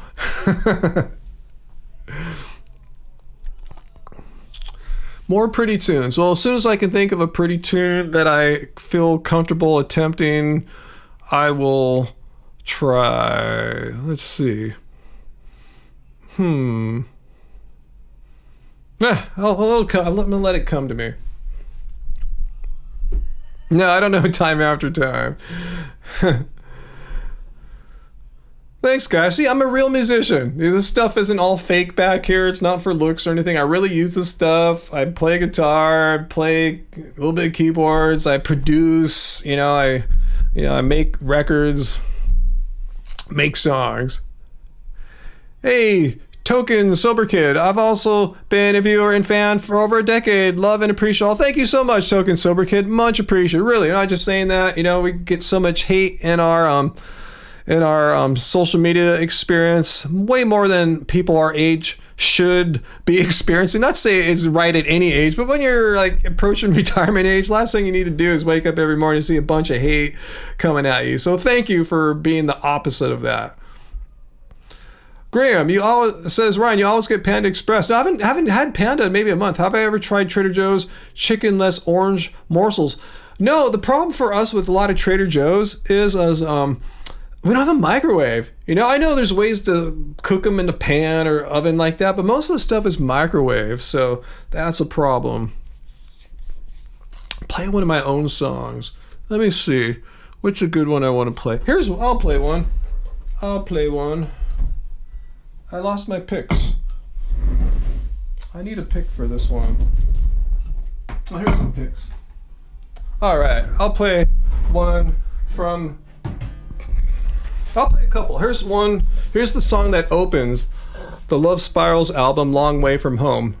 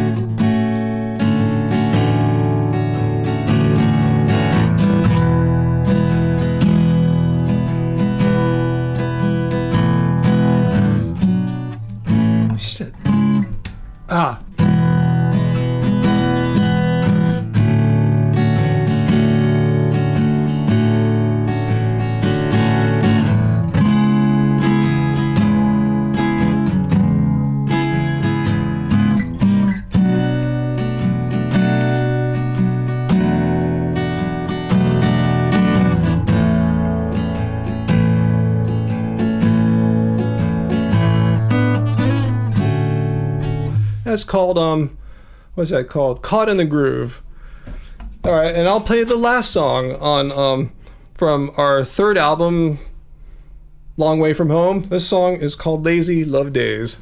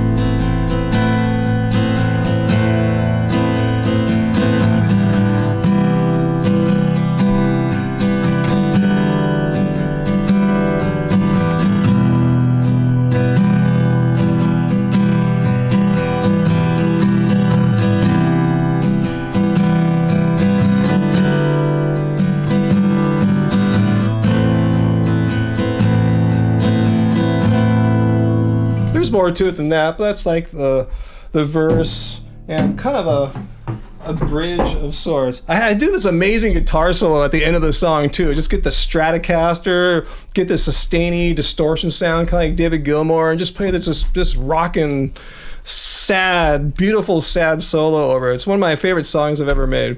So it's called Lazy Love Days from the Love Spirals album, Long Way From Home. In fact, I will link it to you.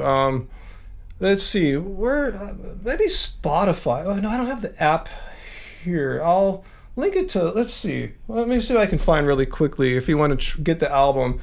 Love Spirals. Oh yeah, you can get it on Bandcamp. Long Way From Home. Let's see. Yeah, Bandcamp. We'll take you to our Bandcamp page. Right here, like start the first song. So let me paste that here. You can buy this And you can stream it too. You can stream this album on Spotify, Apple, and all that stuff. Oh, there's my slide guitar. Someone was asking if I play slide guitar. That's my slide right there.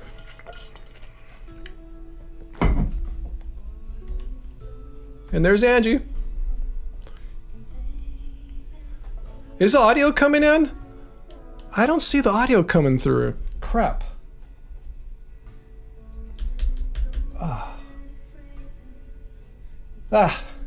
Crap. Something's wrong. Something's wrong. My bad. You can hear it, right? I didn't see the meters lighting up there. I think. Yeah. Oh well. Yeah, you just heard it come through my microphone. Yeah, that's all right. It's supposed to be I've had all sorts of weird computer audio problems with my live stream setup for the past couple weeks. So now I know to try to fix that one. I fixed my problems I was having last week. I fixed those earlier today, but now I have a new one. So I'll fix that later. Because that sucks. Because if I want to play a YouTube video, I'm not getting audio out of, like, say, a web browser into my live stream stuff. So I got to be able to fix that. So anyway, bummer. It looked like my configurations were right on. I don't know what's off. But anyway, what's that? Be careful. I could give myself a copyright strike. Yeah, you're absolutely right. Yeah, you're not joking. You're absolutely right. I could totally give myself a copyright strike. No, actually, I can't. It shouldn't happen because we made arrangement through our digital distributors to whitelist our channels, so we could play our music all we want here. Hey F, I've been doing all right, thank you. Oh, what was that song and album again? Yeah, I definitely could show you that.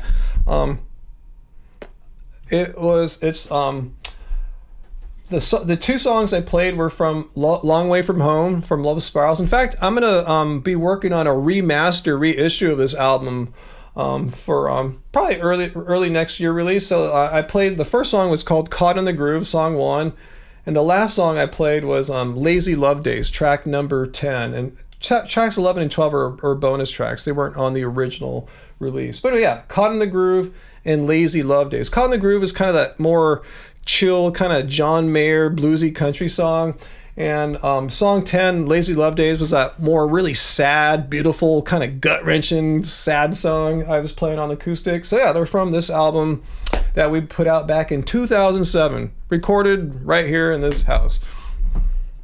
You think you have that album? Awesome, Uncle. Hey Dimitri, finally caught me live. Love from Europe. Wow, so are you staying up really late, Dimitri, or are you waking up very early? Because I realize that my times that I stream at are really not friendly to Europeans. You guys are, asleep. G-Girl, do I do streams playing music, or is it Fridays the only day I stream? I used to stream twice a week. Now I'm pretty much doing it on Fridays, but I could stream on other days. In fact, I should. I just haven't been. And as far as playing music, it's kind of random. Van Moyman left me a super generous super chat tip a while ago, so I feel like he's had me. I played songs for him before in the past, but I feel like I owe it to him. So I'm slowly just kind of thinking, what would be a good song to play tonight? And my fingers are kind of warming up a little bit too. So anyway,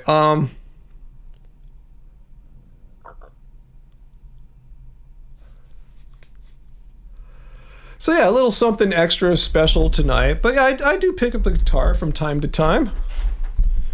See, where did I put my picks again? I'm losing. There they are. Okay.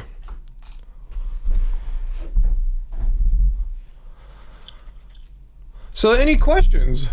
We're hitting about the 2-hour mark. Longer if you count that a lot of you guys are with me since the beginning tonight, when we did the video premiere for my latest video. So let me know if you have any questions or anything you want to ask before I wander off into the night and eat this deliciously smelling soup that Angie's been making here.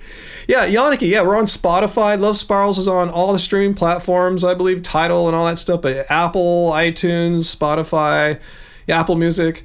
We're on all of them. Oh, I do. Do I go to whole paycheck often? Depends what you consider often. And I would say typically I go to Whole Foods maybe once a month. So it maybe comprises about maybe less than 5 to 10% of my market visits. Yannicki, now hold on a sec. What's Love Spirals Downwards on Spotify? Oh, there's 2 bands. Love Spirals Downwards was my first band in the 1990s when I was on Project Records. So that was my 90s band with a different singer. And then from 2000 on, it's with Angie as Love Spirals. So yeah, all of that, Love Spirals and Love Spirals Downwards, my first band, are all on Spotify, Apple Music, and all that stuff. So yeah, I'm sorry if I mentioned one and I really meant the other. I'm dumb. Veganism, you love the John Mayer? Yeah, I love the John Mayer too. He's an amazing freaking guitar player. No doubt about that. Yeah, Whole Foods has a lot of sale items, especially if you're what's that called, a Prime member, which we are. We've been buying Prime we've been using Prime since it came out like decades ago. But anyway, now that Amazon owns Whole Foods, yeah, there's a lot of Prime deals you can get. You get a lot of stuff for pretty cheap there. And again, we're frugal people. Yeah, you can go to Whole Foods and spend your whole paycheck. I don't do that. I walk out of there, with some really good bargains.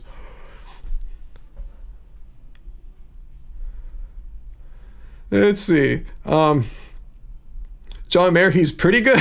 He's beyond pretty good. He's an amazing guitar player. I wish I was half as good as he was. Yeah, thanks. I'm glad you like our Love Spirals name. Awesome. It was just something we had to do at the time when I was transitioning out of Love Spirals Downwards. It had to do with some legal issues that I had to deal with at the time. Whole Foods is an hour from you also. Yeah, more reason not to go, huh? Yeah, mine's about maybe 10 odd minutes away. But yeah, I've been going to Trader Joe's more. Hands down, I've been to Trader Joe's way more the past couple years than I have Whole Foods. But I'll still go because it's not too far from here. And there's some things I like at Whole Foods a lot. I like their house brand of bananas a lot. They're non-organic bananas. I think they're better than the organic bananas that they have there. So yeah. Yeah, Vin Moyman. Yeah, John Mayer. Yeah, he was the perfect guy to step in and do the unthinkable and try to take the place of Jerry Garcia in the Grateful Dead. He can't really take his place, but man, he channels, he funnels. Yeah, he's got the spirit for sure. Yeah, John Mayer and Bob Weir jamming together, completely fantastic. In fact, that's what started it all. Bob Weir was a guest when John Mayer was hosting like one of the late shows on TV, and I heard they were jamming so much, like the guys that work in CBS were trying to shut it down, and the guys wouldn't stop playing, so they knew there was some kind of chemistry there. And thank heavens, because that was a nice run with Dead & Company. Hopefully they'll be back together. Who knows? So any more questions? I'm starting to feel pretty hungry. You guys know I go to the gym on these Fridays, and today was no exception. I didn't play any games, but I worked out pretty hard, so I'm feeling the hunger and the chillness, which is fine. And Deb, why does Starbucks and Whole Foods offer 4-shot espressos? Are you serious? We don't have a Starbucks in ours, but that's pretty hardcore. That can like kill a baby probably, huh? Oh, Otil, I love, yeah. I mean, the musicians that they got in the Dead. Who's saying that? Yannicki, yeah. Otil's an amazing bassist. The secret weapon of the Dead is Jeff Chimenti. If I pronounce his name wrong, the guy that plays the piano, keyboards, and synthesizers. I saw him years back when he was touring with Bob Weir's solo band, Rat Dog. Yeah, I just go, who's this amazing keyboard player he's got? And I've learned who it was. And then, yeah, of course, brought him into the Dead Company. I love when John and Jeff go off and start kind of like, John walks up in front of the keyboards and they're looking at each other, vibing off each other. They're a great combo. I love his piano playing. He's one of my favorite piano players. He's great on Hammond organ and everything too, but I love him on piano. You used to get 4-shot lattes in college, Heidi, and you are here to talk about it? Deb, I would never sell anyone 4 espresso shots. Kill a baby, that's not vegan. That's what I'm saying. It sounds illegal. 4-shot espressos could kill a baby, probably, right? Aren't espressos really tiny cups? And if it was sitting around, say it cooled down and a baby picked it up, what would happen? Honestly, what would happen if a baby drank a 4-shot espresso? You'd probably have to go to the hospital, I'm guessing, maybe, right? I mean, maybe it wouldn't kill the baby, but probably would require medical attention. Am I wrong? Let me know if I'm being overreactive here.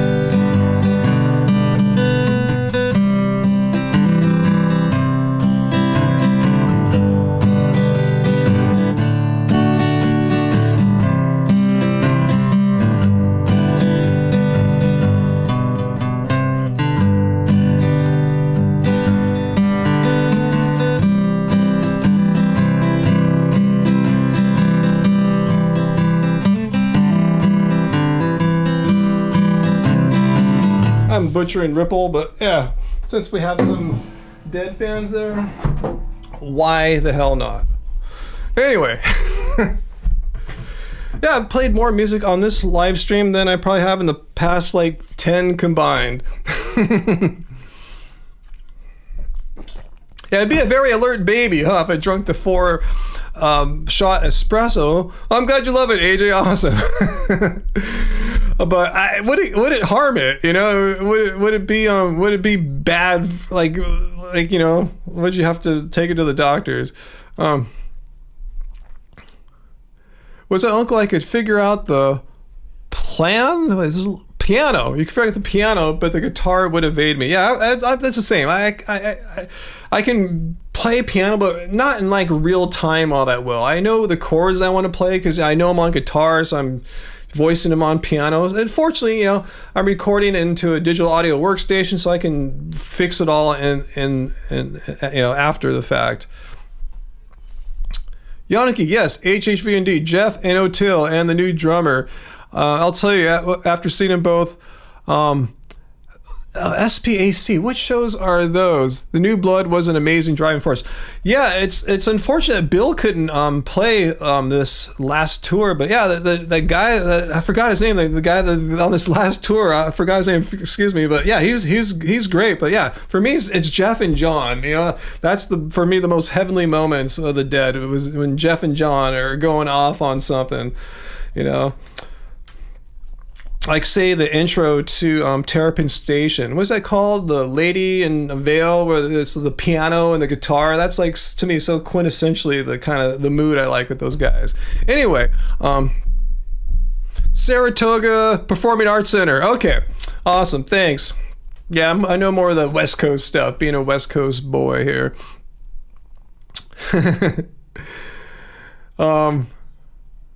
Heidi, you said once I had to stay up late to write a paper and I had so much espresso I couldn't type. Well, because you were shaking all over. It never went that deep again.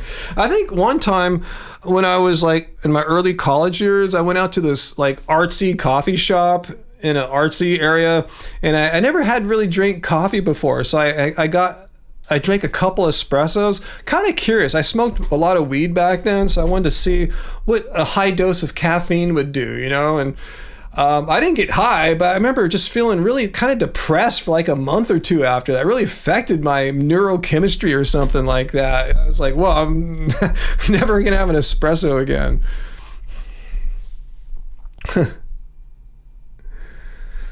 So any last second questions before I go, or any songs or anything? I don't anymore. I already played enough songs tonight. But anyway, any last second questions? It's been a fun live stream. I want to thank you guys all for being all chill and nice.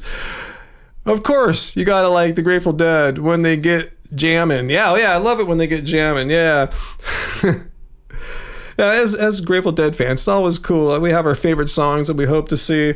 Yeah, one of the things I'm always hoping to see is when they play the 3 songs that start off Blues for Allah. Oh God, what is it? In reverse order, Franklin's Tower, Slipknot, and Help on the Way. I said it in the backwards order there, but yeah, I love it when I hear dun dun or Shakedown Street coming on. Adrenaline surges. Anyway, yeah, I'm gonna go eat. I'm blabbering about my mental states at Grateful Dead shows. So anyway, have I ever been inside a slaughterhouse? No, I haven't, but Joey Carbstrong has. So if you can ever make any contact with him, he might be able to like tell you more about that or something like that. But no, I've never been near, let alone in a slaughterhouse. He's hardcore. He gets in. He has his ways to do it. Do I use a VPN like for a very private network? No, I don't have one, Uncle. I don't think I have any need for one. No Freebird right when we begin. Sorry about that. I don't even think I know Freebird, to be honest with you. I know Stairway to Heaven, but not Freebird. Anyway, yeah, I got to get some good eats for sure, guys. So I want to thank you all, especially Vian Moyman.